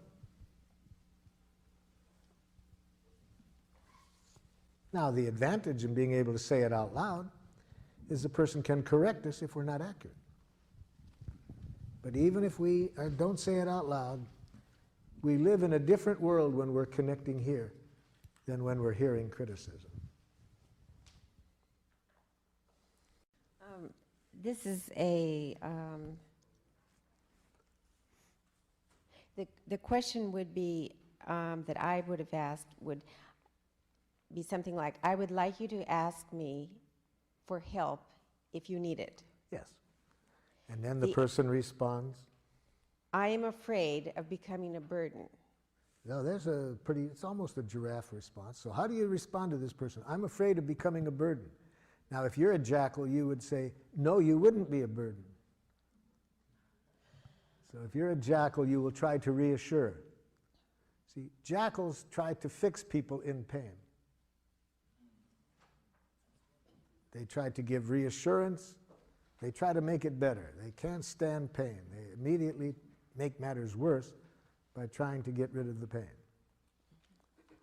In the book, When Bad Things Happen to Good People, written by Rabbi Harold Kushner, he's talking about a very tragic time in his life when his oldest son is dying. And he said, what could be worse than watching my son die? What could be worse were the things that good people were telling me to make me feel better that made me feel worse. And what could be even more horrible than that?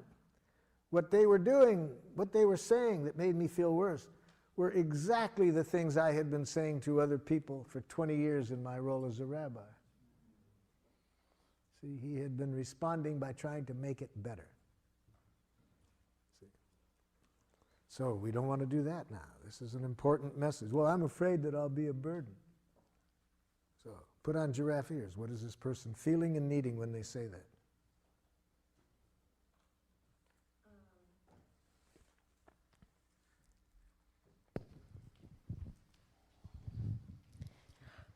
Are you feeling Afraid? They've already told you the feeling. That's easy. So the afraid. Are you? So you're feeling afraid because why? Why are they afraid? that you don't trust my offer to help? Now put that in a need. You need some reassurance. That I'll really be there? No. I need reassurance that if you're there, you're doing it for you and not for me. See, they want to be sure that if you're giving out of self-fullness, not selflessness. Now, what about if you're not 100%? Don't do it.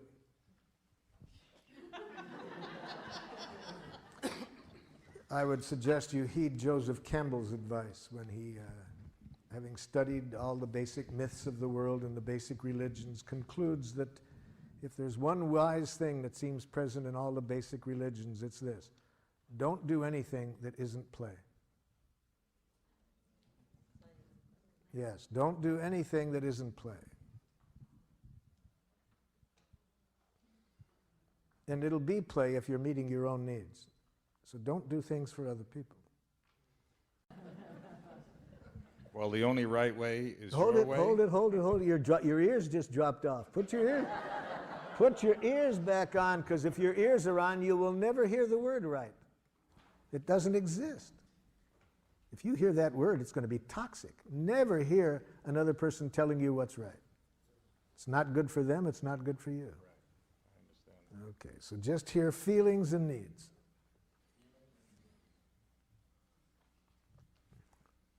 I tell you 30 times, you don't listen. My God, can't you see this bed? Pardon? No, you don't. You're proving now you don't.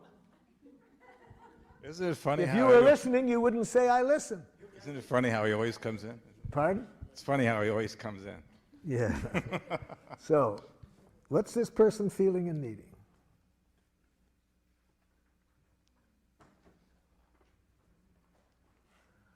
Let me help you out. Want me to help you out with this, Jack? Let me put on some giraffe ears here. So, Jackal, is it that it's frustrating when you have a certain sense of order and you'd really like to have that order maintained in the house? Well, that's a part of it, but it's not. That's not the only thing. I've told him over and over again. Oh, so is it that you feel hurt because you have a need to feel like your needs matter? Yes. It's like this doesn't matter to him. He doesn't care. So what's really the pain for you in this is your need to feel like you matter, that your needs matter. Yes.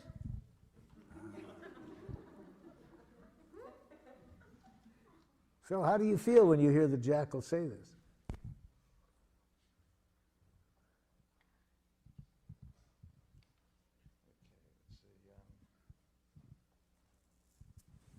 I'm feeling like I don't, well, that's not a feeling. I'm glad you're catching it. Right. Feeling confused. Yeah? Feeling confused, primarily because I can't identify the needs that are being expressed. So you would really like to be able to hear a need like that when it's really going on? Yeah, I would like that. Yeah. You don't act like you do. Hold it, Jack. Hold it, Jack. That isn't going to make it easier for him, Jack. That isn't going to make it easier. So it's really painful for you. It's hard to believe that he cares enough to really matter. Yes, because I've told him over and over, so it's really for you an issue of whether your needs matter. Yes. I'm feeling that it's not so much the beds or the dishes, though. Feeling that it's something else. I'm just telling you what it is. It's the general fear I have that my needs don't matter to you. How do you feel when the jackal tells you that? Still confused. What makes you confused about this? Because I don't know how to respond to those needs. What it would take is just empathy. If she could just feel the empathy that I just gave her. If you could just say, are you feeling in pain because you have the need for reassurance that your needs matter? Yes, yes. I've tried to tell you that for years. You don't listen. Now it comes in. I guess now I'm feeling sad because I'm not meeting the needs. Hold your sadness. She needs more empathy. See, this is what often happens. We get to our feelings too quickly. With my help, we just got started. This is not the end. There's a lot more pain in there that she needs empathy for before she can hear your sadness. So, Jackal, am I hearing you that for you the real painful issue here is not being confident that your needs matter? My needs have never mattered in any relationship, not in my family and not now. So what's real painful is for you to feel that your needs matter, and this has been going on a long time. Yes. Yes, I do everything I can. I've told him over and over again. So you do everything you know how, and when your needs still don't get responded to, it really hurts. Yes. Now, see, it hasn't been easy for me to give this jackal empathy. I was wanting to jump in and educate her, but the way you're asking for it, Jackal, I think is going to make it hard for people to give it to you, see? I've wanted to say that almost every time. So I had to take a deep breath and realize empathic connection before education.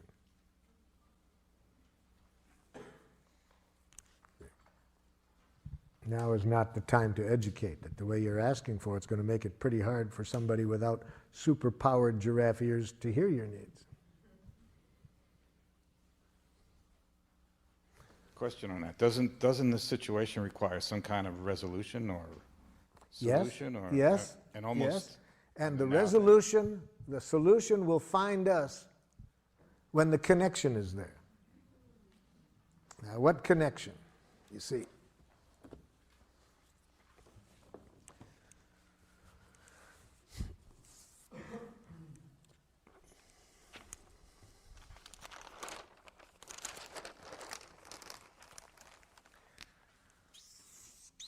here's your wife's needs.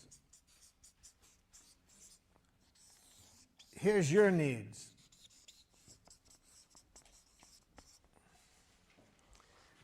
When she hears your needs without hearing any criticism or demand, and you hear her needs without any criticism and demand, the solution will find you. The conflict will resolve itself. It does need to be resolved. But what most of us do, we skip this and go right to here. For example, I sometimes do workshops just with married couples or other people living together in a love relationship. And what we do to begin the workshop, we identify the couple who has had a conflict, the longest outstanding conflict that could not be resolved. And I make a prediction, and it's right. My prediction has been accurate in maybe, I'm sure, at least 75% of the cases. But my prediction is this, that we will resolve the conflict within 20 minutes. Within 20 minutes from the point at which both parties can tell me what the other party is needing. Okay? Now, one time we found a couple married 39 years. 39 years had a conflict, had not been able to resolve this conflict. The wife said to me, Marshall, I can tell you right now, we're not going to be able to resolve this within 20 minutes. We have a good marriage, we communicate well, but this is just one of those things that we're different people and we just have a conflict here. Now I said, let me correct one thing. I didn't say we're going to resolve it within 20 minutes. I said within 20 minutes from the point at which you can both tell me what the other party is needing.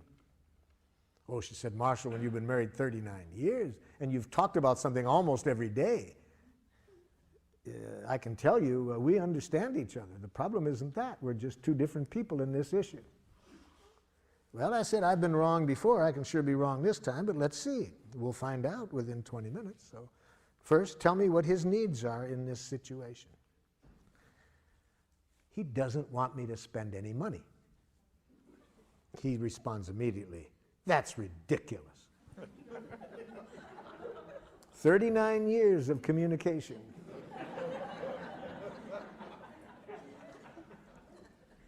Now, first of all, doesn't want me to spend any money is not a need. See, needs and strategies need to be separated. They had been talking about how much money she could spend and not spend, but the more important issue there was whether who takes care of the checkbook. He unilaterally controlled the checkbook, which was really the main issue between them.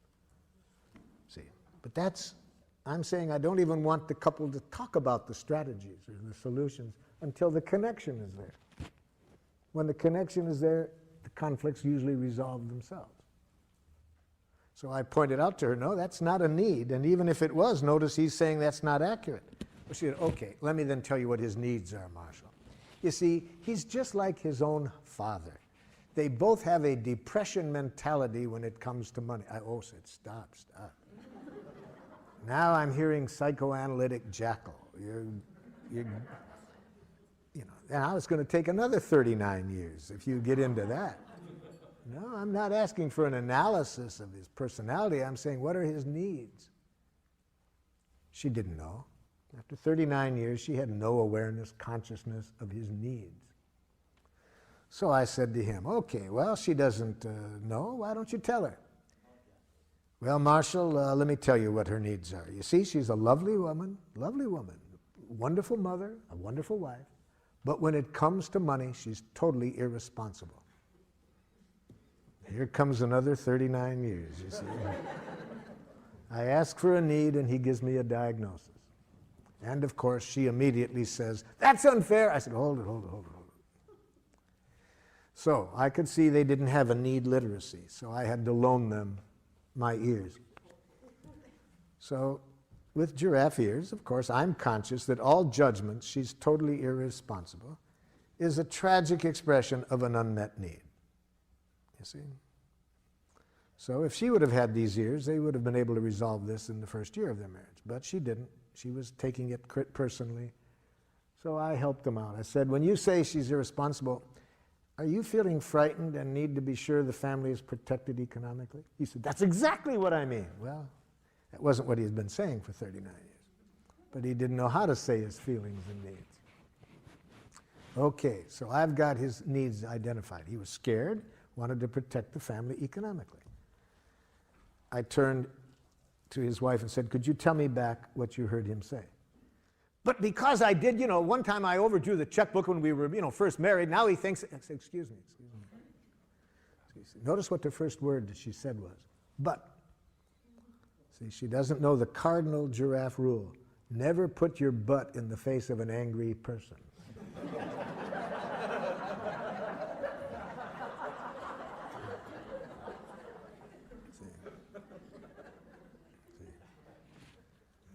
I said, what are his feelings and needs? But, no. What are his feelings and needs? Want me to repeat them? Yeah. I hear him saying he's scared. Well, but, no, hold it. Calm down. Hear his feelings and needs. See, but after 39 years of enemy image, it's not easy for somebody to shift these images, you see. Once we get one of these images in our mind of the other person's wrongness, even when they are expressing their needs, we don't hear it. These enemy images are hard to get past, you see. So she's been seeing him as cheap and having this depression mentality for 39 years. See? So she can't see the human being behind her image. I said, let me repeat it again. I hear him saying he's scared because he needs to protect the family economically. Can you say back? Yeah, he thinks I'm irresponsible.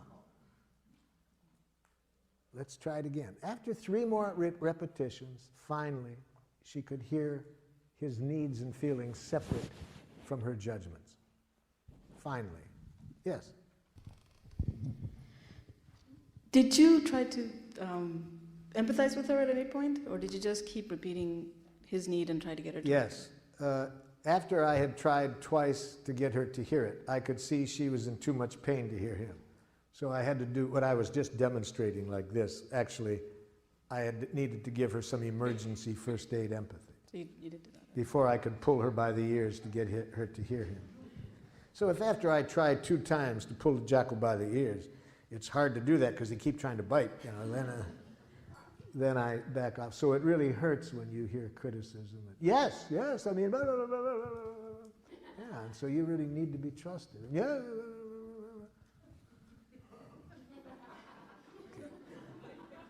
Now I'd like to repeat what he said, and I'd like to have you tell me back what he heard. So yeah, I did have to do a little bit of cleaning up the mess before I could.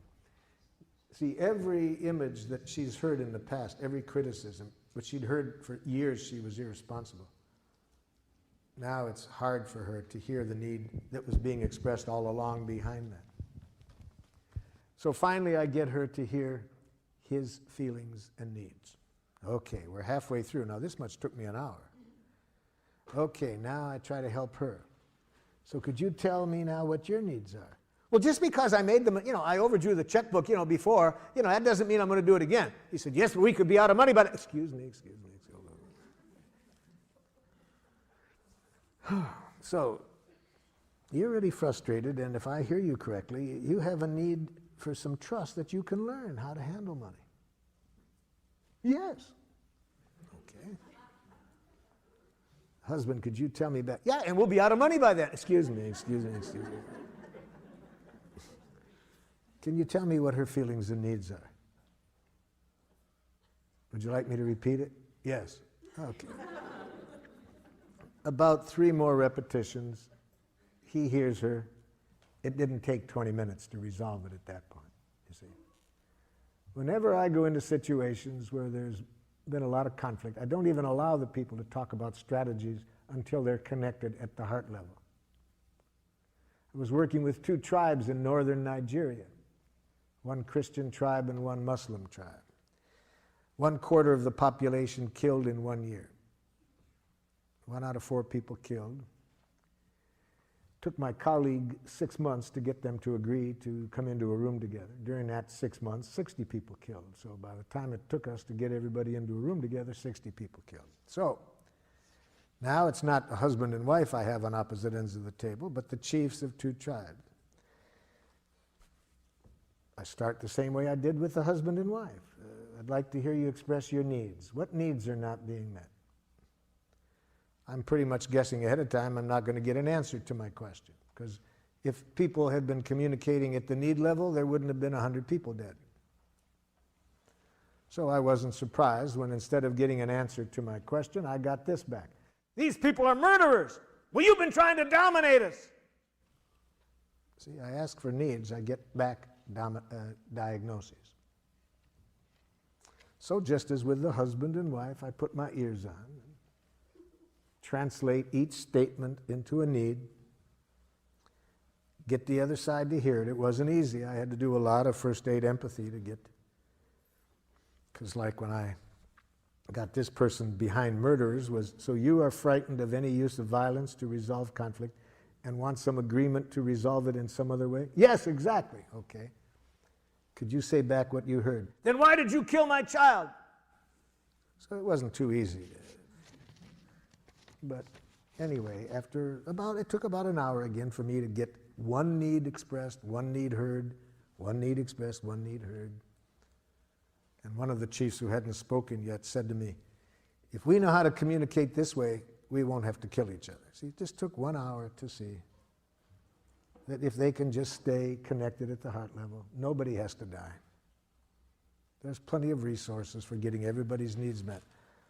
But we lose that when we get up into our head and start to analyze wrongness. Yes? But does this need understanding develop into a, well, sort of a, not necessarily a give and take, but where one person would give in to the other person's need? No compromising in giraffe.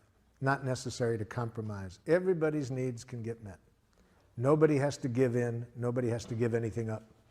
Because I agree with you, I have to say, and especially when it comes to doing things for other people, because if you, my theory is that if I do something for someone else, that gives a person power over me. Well, whereas if I do would it put for it this myself, way, if you do anything that involves giving in, both people pay for it.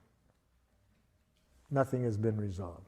It's going to create problems. So is there a needs dialogue or needs literacy you mentioned that I have the understanding what they are? need literacy in my book. And if you want to develop your need literacy, I suggest you do the following activity. First, identify your most frequently used jackals, the ones you use the most, and next, the ones you're the most afraid of. Do it this way. First, on a list, make a list of how you talk to yourself when you're less than perfect. And those of you over here who said you were perfect, you'll have to skip this part of it. But for those of you who aren't perfect, make a list of how are you most likely to speak to yourself when you're less than perfect. So that's jackal list number 1. Next, make a second list. What are the jackal messages that go on in you when you are angry at others? So when you're judging others and are angry, what are you most likely to be saying to yourself or out loud about the other person? So that's jackal list number 2. Jackal list number 3. List those things that when other people say it, at the moment, you respond to defensively or aggressively. And put on that list things that you have been so afraid that people might think it of you, that you've become a nice dead person to avoid it. So in other words, put into that list not only what people have said that got you defensive, but things you're scared of they might say. Okay, now do this exercise to build your need literacy. Go back over that first list where what you say to yourself when you're less than perfect. Now, for each judgment, think of what might have been the stimulus for it. See, you've got to relate each of these to a specific context. So, say to yourself, let's say the first thing is you have on your list number 1, what a dumb thing to do. Okay. Think of what you might have done to stimulate that. Okay. Then put on giraffe ears and hear the need behind stupid. See, I'm saying that all judgments are tragic expressions of unmet needs. So ask yourself, when I say that to myself in that situation, how stupid, what need am I expressing through that judgment? What need of mine isn't getting met? And here's where you can use the list in my book. If you can't come up with it yourself, just look through the list and your body will tell you when you're getting close.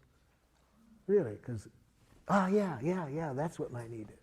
See, the need comes much closer to the truth than any judgment you make of yourself. So do that for every item on the list. Second, what you tell yourself when you're angry at others. Again, identify concretely what the other person might have done to stimulate this. Then ask yourself this question. When I judge people as idiots for doing that, what need of mine was not being met in that situation? Again, try to guess it without my list, but if you can't find it, look through my list to find one that comes closest. The third list, what others say to you to get you defensive. Practice putting on the giraffe ears. Imagine what you did to stimulate it. And in that situation, guess what the other person's needs were that weren't getting met? So you see, it's just learning a new language, learning for every time there are these jackal judgments, to as quickly as possible to bring yourself back to life. Or more specifically, connect to needs. Needs are life. Yes? My question is, I never know what to do when I know I'm never going to meet another person's, expectations of me. Yes. Well, first of all, never hear an expectation. That's thoughts. Expectations are thoughts. Don't hear it. Don't even hear expectations. Hear what the need is. What is the need that the person is asking for you to meet? You don't want to live up to expectations, but it is fun to meet needs. Do you think that that human beings can always meet other people's needs if they're real? All of our needs can be met. I don't think you have to do it. There's several billion other people that could meet the other person's needs. Even if you could do it, you may choose not to. I see. And that won't be a problem. The other person can hear a no if they first feel empathy for their feelings and needs. That will leave them feeling at least that their feelings and needs matter. Right. That makes sense. Yes. But then again, you have to know how to say no in giraffe. That would be good for me to learn. Well, let me help you out. Never use the following words when you're saying no in giraffe. No. I can't. I don't want to. I don't have time. It's not possible. Okay. Now you know how not to do it, right? Now here's how you do it. To say no in giraffe, you need to be conscious that a no is a poor expression of a need. So say the need that keeps you from saying yes. No. So if you had giraffe ears on just now, you wouldn't have heard me saying no.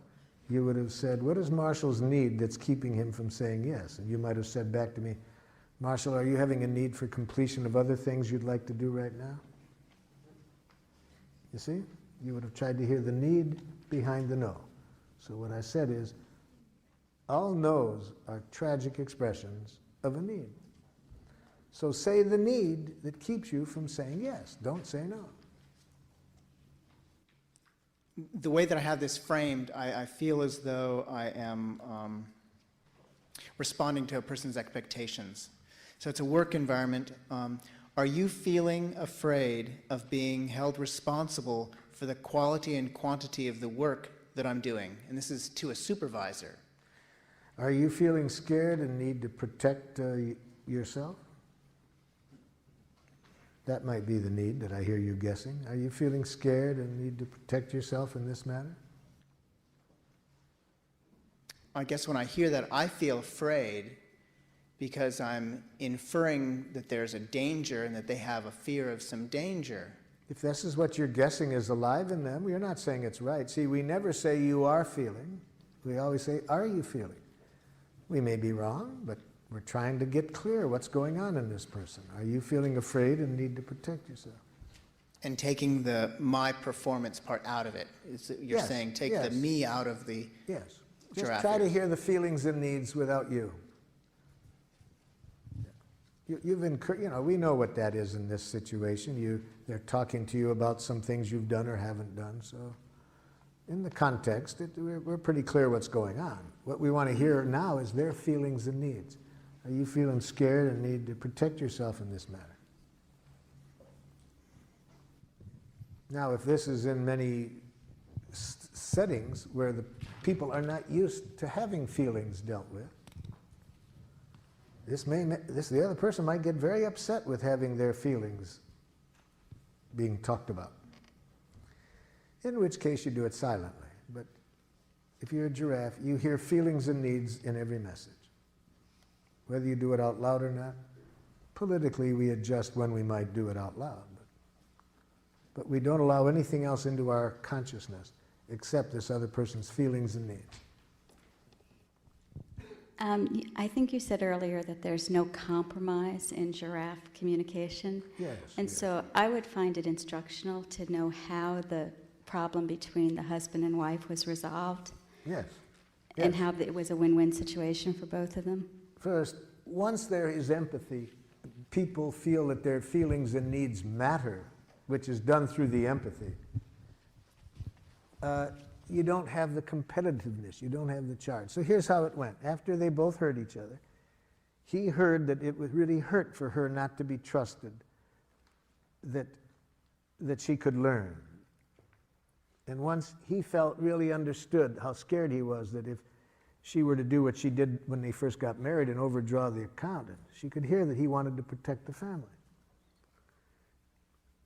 I think most 6-year-old children could resolve the conflicts that get nations into wars in which thousands are killed if you gave the 6-year-olds, you said, look, here are the needs on both sides. Here are the resources. I'm confident most 6-year-olds could solve the conflict. So in this, it doesn't take a genius. What did it do? She said, I want a trial period to learn how to do it. First he said, I'm scared because, you know, you could go through a lot of money learning. So she agreed that during the trial period he would supervise her until he felt comfortable that she knew how to do it. Okay, that took about 7 minutes.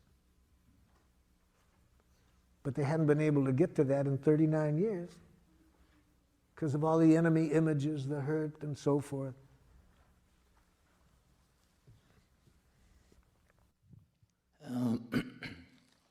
How do you deal with a situation when you have similar needs and you attempt to express them to each other and you sense as the emotions build up because of apparent competitive edge working that our mutual needs are not being heard by either of the jackals? Then you either need to get a third party to give both of them the empathy they need to hear each other. So if the two people are in pain, they don't know how to give themselves enough empathy to be able to hear the other side, then you need to get a third party to give the empathy of each of them so that they can then hear each other. And that third party should be together with these two individuals or separately? There's different ways to do that. They're together, there's some advantages. But it could be that to give empathy to both sides separately and then help each side to hear the other side and then bring them together. Mm-hmm. Thank you.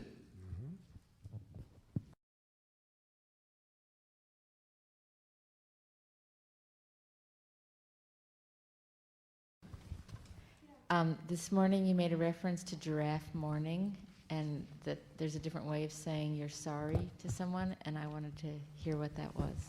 Okay, let's real quick look at what I mean by giraffe mourning. Think of something you did that you wished you hadn't done. And identify, recall as best you can how you talked to yourself when you said it, or did it, whatever you did. So, what did you do that you wished you hadn't done after you had done it?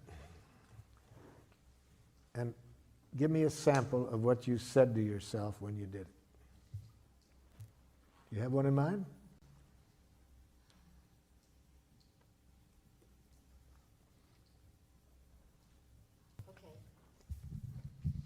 That I was feeling defensive and I criticized someone. So, what you did is you said some things to another person that you wished you hadn't done. Right. Okay, and what did you say to yourself when you did that? Well, usually in the moment I feel, defensive of myself. No, I want to concretely know, for this exercise, I need to know concretely what you say to yourself when you behave in a way you don't like. This is very important to answer your question about giraffe mourning.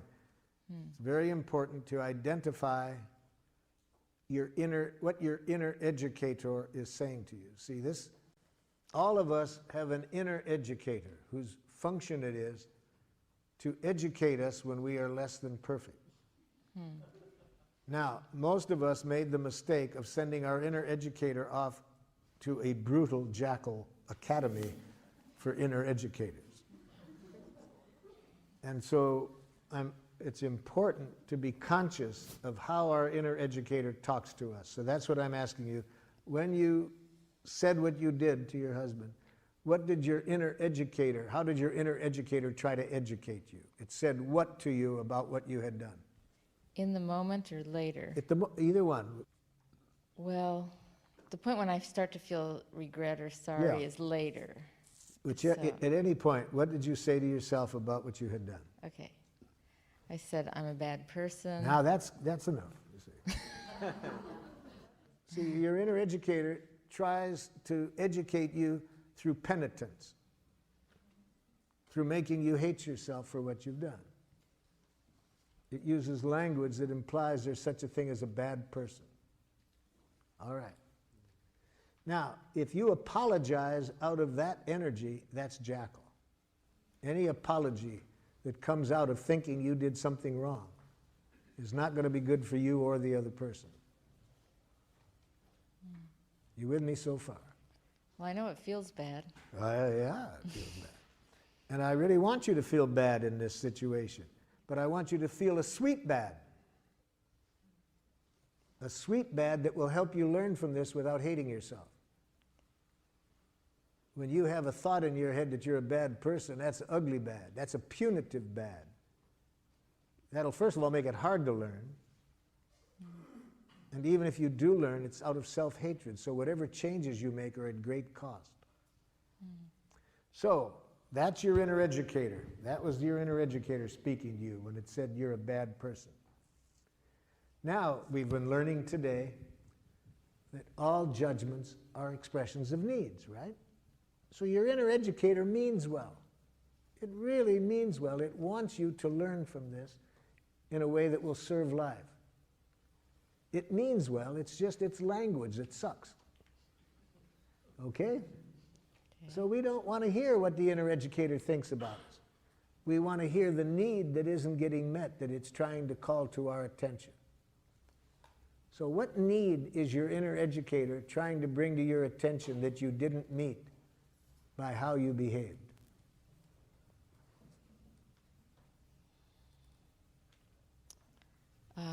A need to be in relationship with the other person. A need in what kind of relationship? A mutual understanding, respectful. Right. So it didn't meet your need for respecting and understanding the other person. Yeah. And how do you feel when that need isn't met?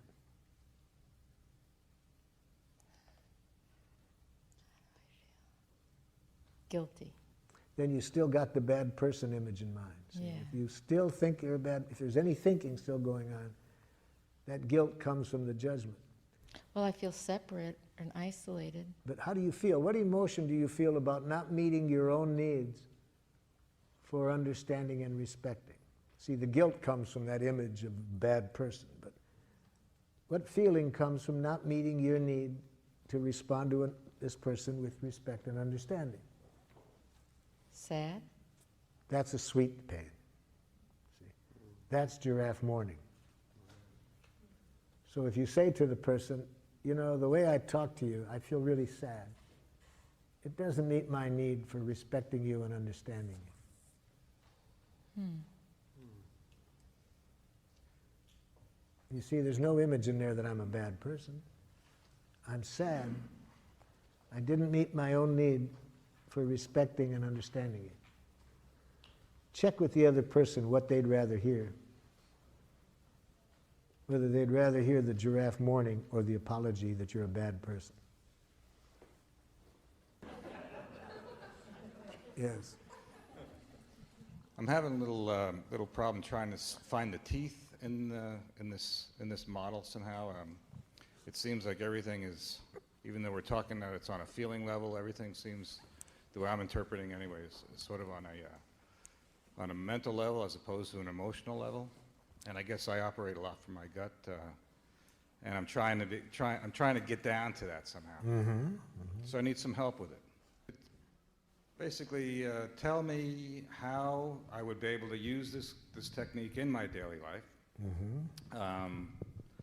and to make it so that it's natural. You know, it's not natural for me to operate this way. And, The first thing I would recommend to you is change the word natural to habitual. Change the word natural to habitual. I think this process is natural, more natural than the way you were trained to think. So Gandhi says it's very dangerous to mix up the words natural and habitual. He says we have been trained to be quite habitual at communicating in ways that are quite unnatural. So I can't think of a more natural way to communicate than to talk about what's alive in us, just what we're feeling and needing. But when you feel like if I feel like saying no seems okay to me. But what you were saying before is that. What do you mean by okay? It's okay to say no. What do you mean by what do I mean? You know, we can go back and forth. Pardon? We can go back and forth by asking each other so what let me we be mean more about specific. When you say no, I predict that by saying no, more often than you would like, the other person is going to react to you in a way that isn't in your best interest. But if you say the need behind the no, that's less likely to happen. So then, if I understand what you're saying, the idea is to communicate in a way that the other person would communicate back to you so that it's in my best interest? I'm saying the purpose of this process is to get everybody's needs met, and that the needs are met by people giving willingly, not out of any coercive motivation. And I'm saying that when you say no, it gets in the way of the likelihood that everybody's needs are going to end up getting met. If you say the need that keeps you from saying yes, I predict there's more likelihood that everybody's needs will end up getting met. So it's just if I understand what you're saying, just express your needs without saying the no. But I'm saying the need is a clearer expression of what you're trying to say than no. You get clearer, more connected to life when you say the need that keeps you from saying yes than just saying no. And it's less likely to be interpreted as a rejection, as you being defensive.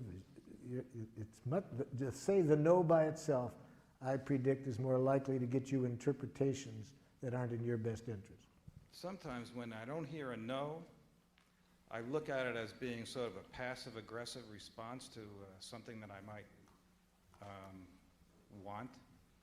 Someone, let's say if I make an appointment with somebody, and instead of them saying no, they just don't show up. Yes. And then they give me a reason why they don't show up. I'm not suggesting that. I'm not suggesting that response. I'm suggesting that I would have liked that person to have told you honestly at the time what their need was. I think if they had done that, you wouldn't have gotten into that situation. They said a yes that wasn't so. Some people won't say, I'm afraid. Pardon? Let's say if the reason is that they're afraid to. It would depend a lot on what has happened in the past to them when they have said no in whatever way they did it. If they have not enjoyed very empathic responses to it in the past, then they're probably afraid to be honest about it now. I see the value in all of this. Yeah. I really do. I guess it's the idea that it's a touchy-feely type of thing that I'm not used to working around. What you're trying to figure out, if I'm understanding, is how to really put this into a idiom that you can use daily and feels comfortable to you. That's one way of putting it. Yeah. And so in our training, we first show people how to develop the literacy and then how to put it into their regular language. I had a student traveling with me, and he wanted to give me a gratitude, okay? And he liked something I did. I was really working a group hard. And during the break, he said, dictator. That was giraffe. because he knew that I knew what he was reacting to. He knew I wouldn't hear a judgment. He knew I would guess in there what he was feeling and needing. You see, so he could say that to me, dictator. So after we really know how to clearly identify our feelings, needs, requests, then we can start to put it into a language that can connect us with the people we're speaking with. But at this stage of the day, after one day, I'm still working with you on making sure you understand what a feeling and a need is, because if you don't really understand that, it's going to be hard to know how to then put it into your idiom. I guess I'm a recovering New York jackal, you know. I'm getting the impression that apology isn't really the best service of being a giraffe. And I'd like to know if you could model, I'd like to see you model for me an acknowledgement of missing the mark, sinning courageously. If you recall earlier, I showed an example of that where I showed the person saying, I feel sad. I would have liked to have responded with more understanding than I did. So you're not using the word I'm sorry, you're saying I'm sad, you're telling your It's feelings. not so much the word I'm sorry. What we shifted from was thinking that I did something wrong, that it was bad. It's that thinking that is the problem. And the I'm sorry follows from that thinking. So it's not just that I don't say I'm sorry, I say I'm sad, if I'm sad. See, the word I'm sorry means almost nothing. People can say that and not feel anything. It's this, you say that to buy forgiveness. So if I'm feeling sad, I say that. I'm feeling sad, I would have liked to have been more aware of your needs, for example, where I didn't take the person's needs into consideration. But I don't say, I'm sorry, that was inconsiderate of me. There's no self-blame. I didn't do anything wrong. There is no such thing as doing anything wrong. What I did was not in harmony with my needs. I want to mourn that. I'm sad. I would have liked to have been more aware of your needs. Something like that. Does that give you the example? Very much so, thank you. Yeah. I have a question over Yes? here to your left. I have a situation with my intimate partner that many times we get together and we argue a lot. And I have this need that you were saying earlier is inappropriate, that I want her to be happy. I didn't say it was inappropriate. I said it was undoable. Okay, right. That's what she keeps telling me. But if you're going to tell me to be happy, tell me the action to get there. That I can do. If you tell me an action that you predict that if I do that, I'll be happy at the end, it would be helpful. Tell me the action. Don't just tell me be happy. Don't tell me to have confidence in myself. Tell me what you would like me to do to feel that confidence. The action will get me there, but just telling me what to feel puts me into a paradoxical bind. okay. Well, one of the other things would be when we get together, I don't necessarily want to be going somewhere with her if she's not in a good mood at that time, or if there's some kind of tenseness or Then something. empathize with why I'm not in a good mood and I'll be in one. But telling me that I got to be in a better mood for you to want to go with me gets me in a worse mood.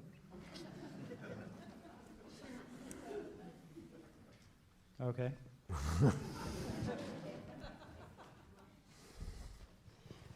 I'm wondering if there's some times when it's over here. It's I'm feeling some anxiety about a trip I'm planning to visit my mother soon, and we have a dynamic where she really wants to help me figure out every detail of what I'm doing during my stay, and I like to be left So alone. let me show you how to do it.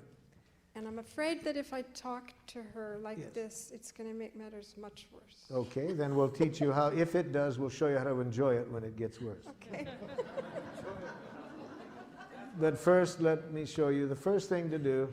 If we want a person to consider another behavior than the one they're doing, start the communication by showing them that what they're doing is the most precious thing they could be doing.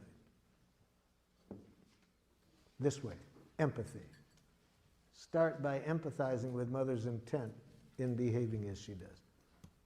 Mother, I'm guessing that when you jump in and want to show me all the things that could be done, you really care a lot about my enjoying myself on this trip and want to be sure you support that. Oh, yes, there's a lot of things. Blah, blah. Yeah, so it's really very important to you that I have a good time and you want to contribute to it. Yeah. That's step one. See what I mean? That's what I mean by starting, by showing you understand. Now, the more we're concerned about that behavior, the more important it is to start with this. See, that's why when I work in prisons and this person has been sexually molesting people or raping people, if I would like this person to find another way of behaving, the first thing I got to do is make sure they don't hate themselves for what they're doing. The more they hate themselves for what they're doing, the more they'll continue doing it. So I start by empathizing with what their needs are in doing it. Okay, so you got that step. The next step, what we started off the day with, I tell honestly how I feel. And Mom, I'm feeling torn right now because I'm grateful for your intent. But I really have a need to kind of make my own choices here because I think it'd be very hard for anybody else to really know what I need, and I need this space to figure it out for myself. So would you tell me what you heard me say, Mother, so I can see if I'm making myself clear?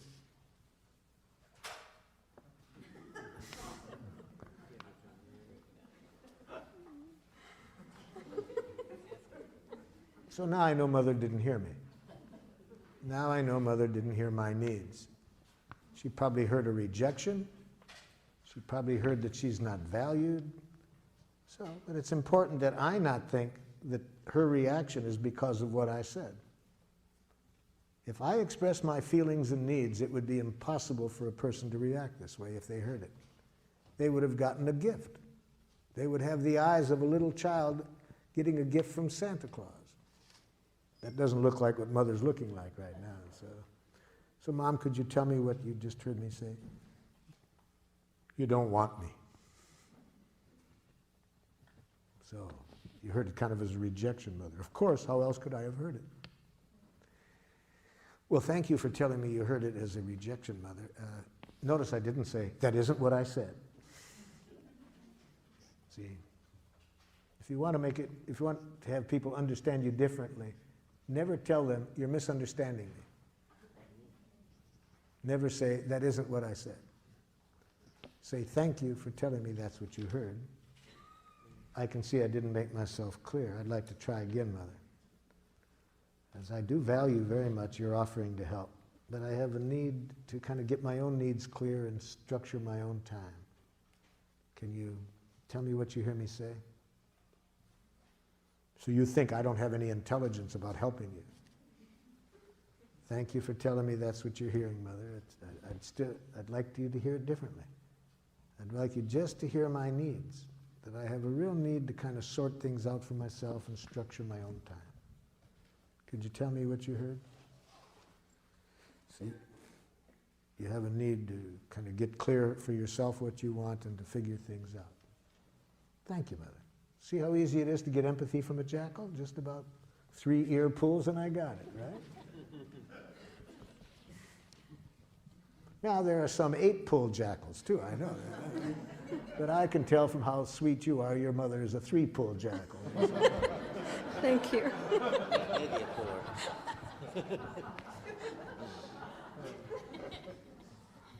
Yes. You mentioned earlier this morning about enjoying suffering. Could you elaborate on that? Oh, yes, that's very important. Thank you for bringing back to me about it. Okay, a friend of yours says this to you. I'm a nothing. I'll never amount to anything. Look, I'm an assistant clerk at age 45. And my brother's a head of his company. My sister is a top attorney. And I'm a nothing. Okay? Now, to enjoy this person's suffering, we have to release ourselves from 2 kinds of responsibility. First, that we didn't cause the pain. And we want to release ourselves from that, especially when the other person is trying to make us believe we did cause the pain. See, so if this person had started, and you're at fault for all of this, why am I nothing? especially when a person says that, we do not want to in any way think we caused this person's pain, because you can't cause another person's psychological pain. Well, in this case, the person wasn't saying that, so that's pretty easy to liberate ourselves from feeling responsible. But the second one is the hard one. To think we have to fix it, to make the person feel better. The more we think it's our job to make a person feel better, the more we're going to make it worse. Because you can't fix people. The good news is you don't have to. There is a very powerful healing energy always available if we don't block it. And how do we block that energy? By trying to fix things ourselves. So how do we help that energy do the job? By empathy. And empathy requires presence, just to be present. When we are just present, when we are remembering the Buddha's advice, don't do something, stand there. When we do that, and that energy works through us, there is a precious connection between that person and us. And that precious connection is what I mean by enjoy the pain, to enjoy that precious connection. And whether this person's feeling joy or pain, if we are present there with them, that's what I mean. But we block that beautiful energy whenever we step in and think we have to fix things. So if we say, oh, there, you'll feel better, it'll get over it, we make it worse. When we start to give advice, we make it worse. So what does that look like? So you're feeling really discouraged and really would like to have achieved more in your life at this moment than you've done. Yes, I've had every opportunity, and look at me, I've just never made use of anything, you know. Yeah, so you're really discouraged and frustrated and would really have liked to have made different use of some things than you have. Yeah, see, I'm just present, not trying to fix it. And when that happens, there's a very precious connection. That's what I mean by enjoyment. And that precious connection does the healing, not your advice, not your whatever. Yes? Can you clarify the distinction between empathizing and sort of encouraging and supporting the soap opera of, you know, somebody who is somebody who's suffering, and sometimes by being there, it's sort of a subtle encouragement as opposed to the subtle encouragement that I think you're talking about comes about when this person is talking about what happened to them for the 50th time you've heard the story. So if I'm really listening to them, I don't hear what they talk about the past, because I know that the more they talk about the past, the less healing will take place. Right. So I interrupt. Mm-hmm. But I interrupt to bring the conversation to life. They're talking about the past, and I interrupt and I say, excuse me, but sounds like right now you're still feeling hurt because your need for respect wasn't met in that. See, because just letting them talk about the past and asking them questions about what happened about the past is to just keep the soap opera going. So I interrupt when they talk about the past, because we don't heal by talking about the past. We heal by talking about what's alive in us right now, stimulated by the past. But it's what's here now. And when I connect at that level, they won't keep talking about it. They'll heal. Last question, and then I'm going to get into the subject that I'd like to cover before the end. Yes?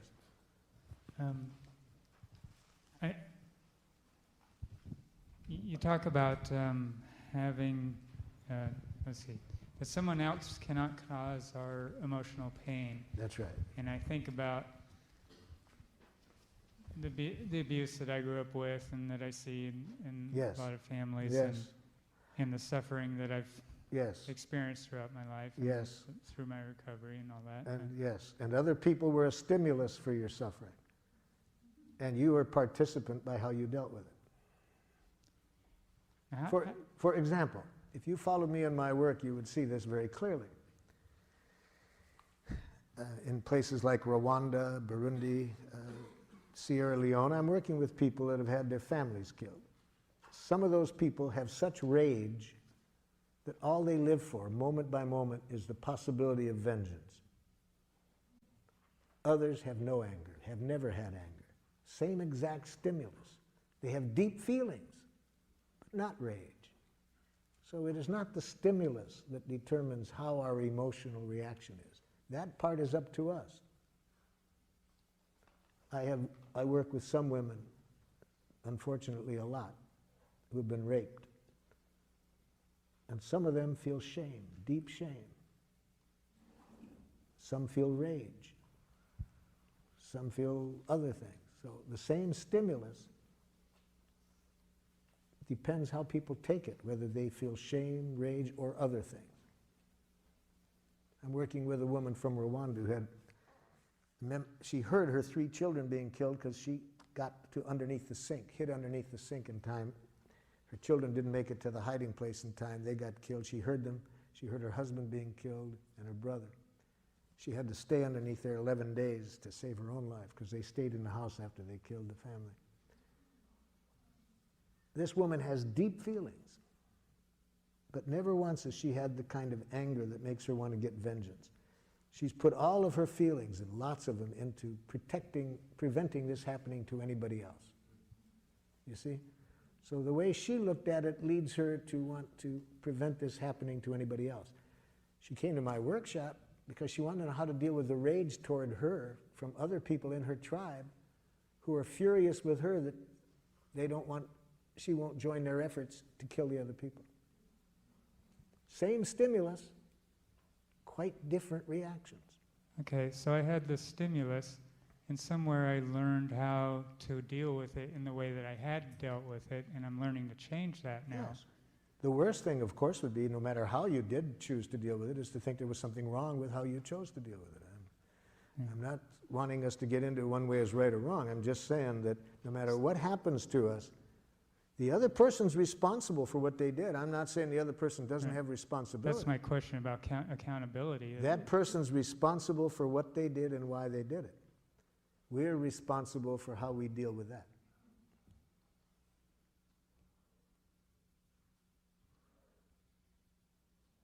Okay? Let's get in. I'm just wondering how a child becomes responsible. I mean, still, children. The first thing I do is I wouldn't want to teach the child the lesson I just taught you until I had given that child all the empathy that child needed, and I would guess it would be a lot. So I can see myself dealing with a long time of hearing this child's enormous pain as a result of this. But then, in the course of this, I would be seeing this child having some pain created by how they looked at it. So I would see that they're creating pain on top of pain by how they looked at it. So, after the child had all the empathy he or she needed, then I would do what I could to get them to see it in a way that wouldn't create unnecessary pain for themselves.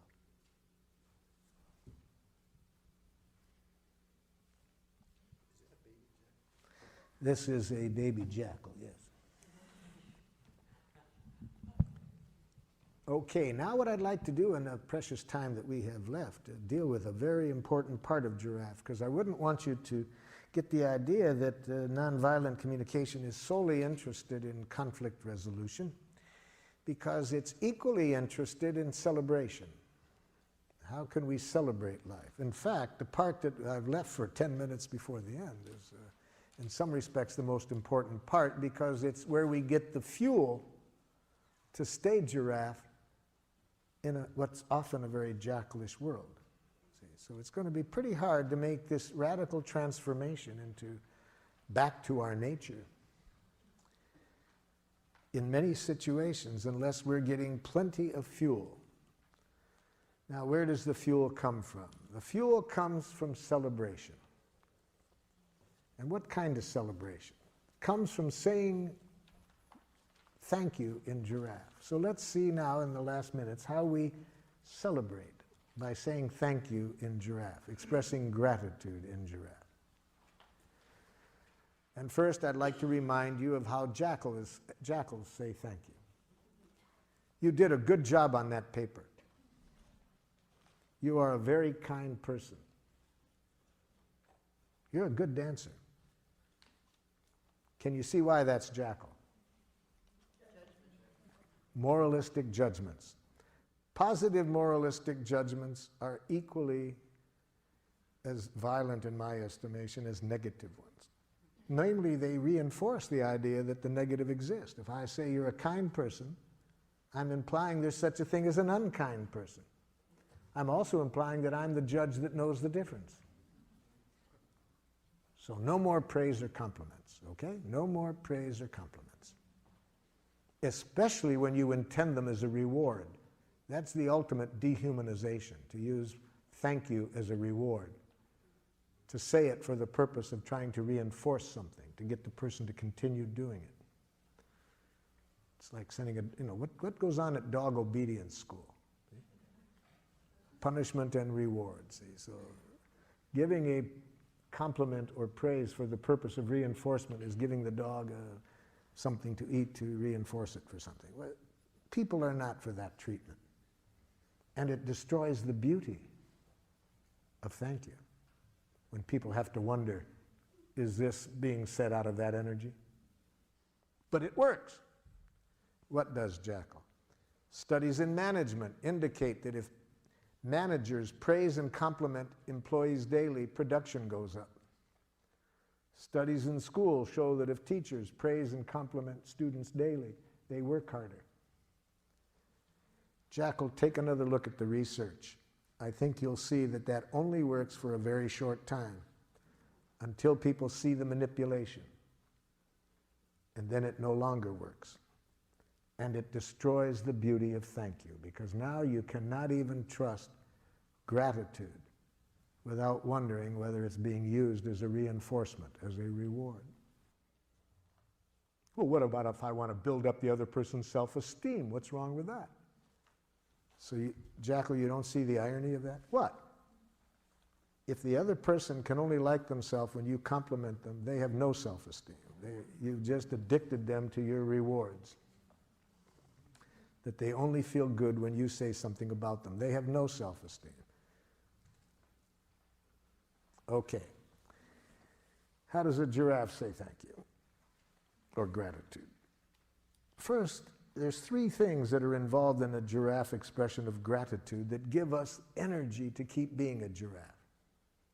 See, the first thing in a giraffe expression of gratitude is we bring to this other person's attention concretely what they have done that has made life more wonderful for us. See, that's what we need to do daily. We need to bring our consciousness and attention to the power that each one of us has to make life more wonderful. Each of us is a powerhouse. We have words that have the power to contribute to making people's lives more wonderful. We have touch. We can touch people in ways that can make life more wonderful. We can provide services for people. We are powerhouses. The more we remember this, we'll not get caught up in any violent games.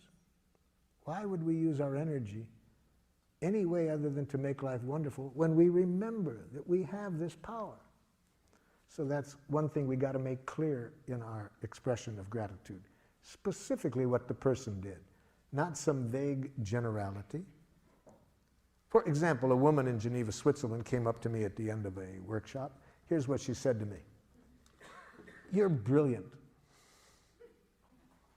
I said, "It doesn't help." She said, "What do you mean?" I said, "You know, ma'am, I have been called a lot of names in my life. Really, I have. Some positive and some far less than positive.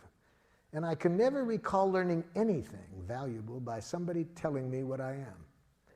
I think there's zero information value in being told what you are. And great danger, you might believe it. And it's just as dangerous to believe that you're smart as that you're stupid. Both of them reduce you to a thing. You see, we're much more than either of those. But I can see in your eyes that you want to express some gratitude. Yes, and I want to receive it, but it doesn't help me to be told what I am. Well, what do you need to hear? What did I do to make life more wonderful for you? Well, you're so intelligent. No, it doesn't help. Doesn't help. What did I do? Oh, I got you. She opens up her notebook. She showed me 2 things that I had said that she had written down. She put a big star by them. See, that helps me now. Okay, that helps me to know that somehow my saying those 2 things made this person's life more wonderful. So that's the first thing we need to say in appreciation. We need to bring to the person's attention concretely what they did that made life more wonderful. Second, at the moment we're giving the gratitude, to say how we feel at that moment about the person having done that. So I said to this woman, could you tell me how you feel now as a result of my having said those 2 things? She said, hopeful and relieved. Oh, hopeful and relieved. That gives me much more than telling me what I am, that I'm brilliant. Just to know that somehow my saying those 2 things, now this person feels hopeful and relieved. Now when I hear the 3rd thing, I'll be able to really enjoy this gratitude. I said, what need of yours was fulfilled by my saying what I did that leaves you feeling hopeful and relieved? And that's the 3rd thing we need to see in a giraffe gratitude. She said, I have an 18-year-old son. I've never been able to connect with him. It's been very painful that we never can connect, and I have needed some direction to help me connect with him. Those 2 things you said met my need for some concrete direction. So had she expressed her gratitude in giraffe, she would have said, Marshall, when you said these 2 things, showed me what the 2 things were. It leaves me feeling hopeful and relieved. It meets a need of mine to connect with my son in a way that I want. Okay? That's how we say gratitude in giraffe, those 3 things. And it's also important how we receive gratitude. Let me show you how a jackal receives gratitude. Jackal, when you offered to give me the ride just now over to where I'm going afterwards, I feel very grateful because I really have a need to spend more time with my family. And if I took the bus, I'd have an hour less time. It's nothing. De rien. See? If you want to terrorize a jackal, express love or appreciation to it. Really, if you really want to scare a jackal. I've never seen anything scare jackals speaking people more than sincere gratitude or love. Why do you get so nervous, jackal, when you hear it? Well, I don't know that I deserved it. See, jackals have this dangerous concept in their head, deserve. It's a very violent concept. See, it implies that you have to deserve appreciation. You do deserve punishment if you behave in a certain way. See, the concept of deserve is a key ingredient in a violent way of life. If you believe in deserve, you think certain things are worth things, and you'll set up a very destructive economic system. You'll set up a destructive correctional system. Very dangerous concept. Well, that's not the only reason. Why else do you get so scared when you hear gratitude, Jackal? What's wrong with being humble?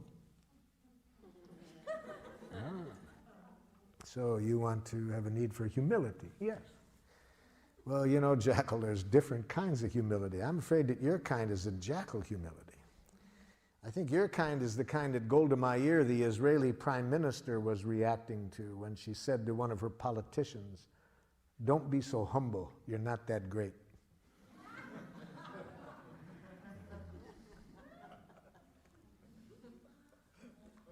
But the main reason that I believe that gratitude is so scary for many of us to receive is beautifully and poetically written in A Course in Miracles, where they say it's our light, not our darkness, that scares us the most.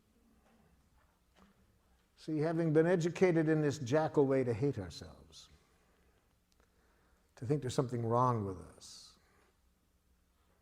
it's a big jump to really see what I was saying, that we have enormous power to make life wonderful. And there's nothing we enjoy doing more than exercising that power. That's unfortunately, a pretty big jump for us to come to, but we can come to it. So that's how we say gratitude: observation, feeling in need, same literacy. Make sure it's coming from the heart to celebrate, and never to praise, compliment, reward. So any last comments or questions before our time runs out? I'm grateful for all your time and attention today.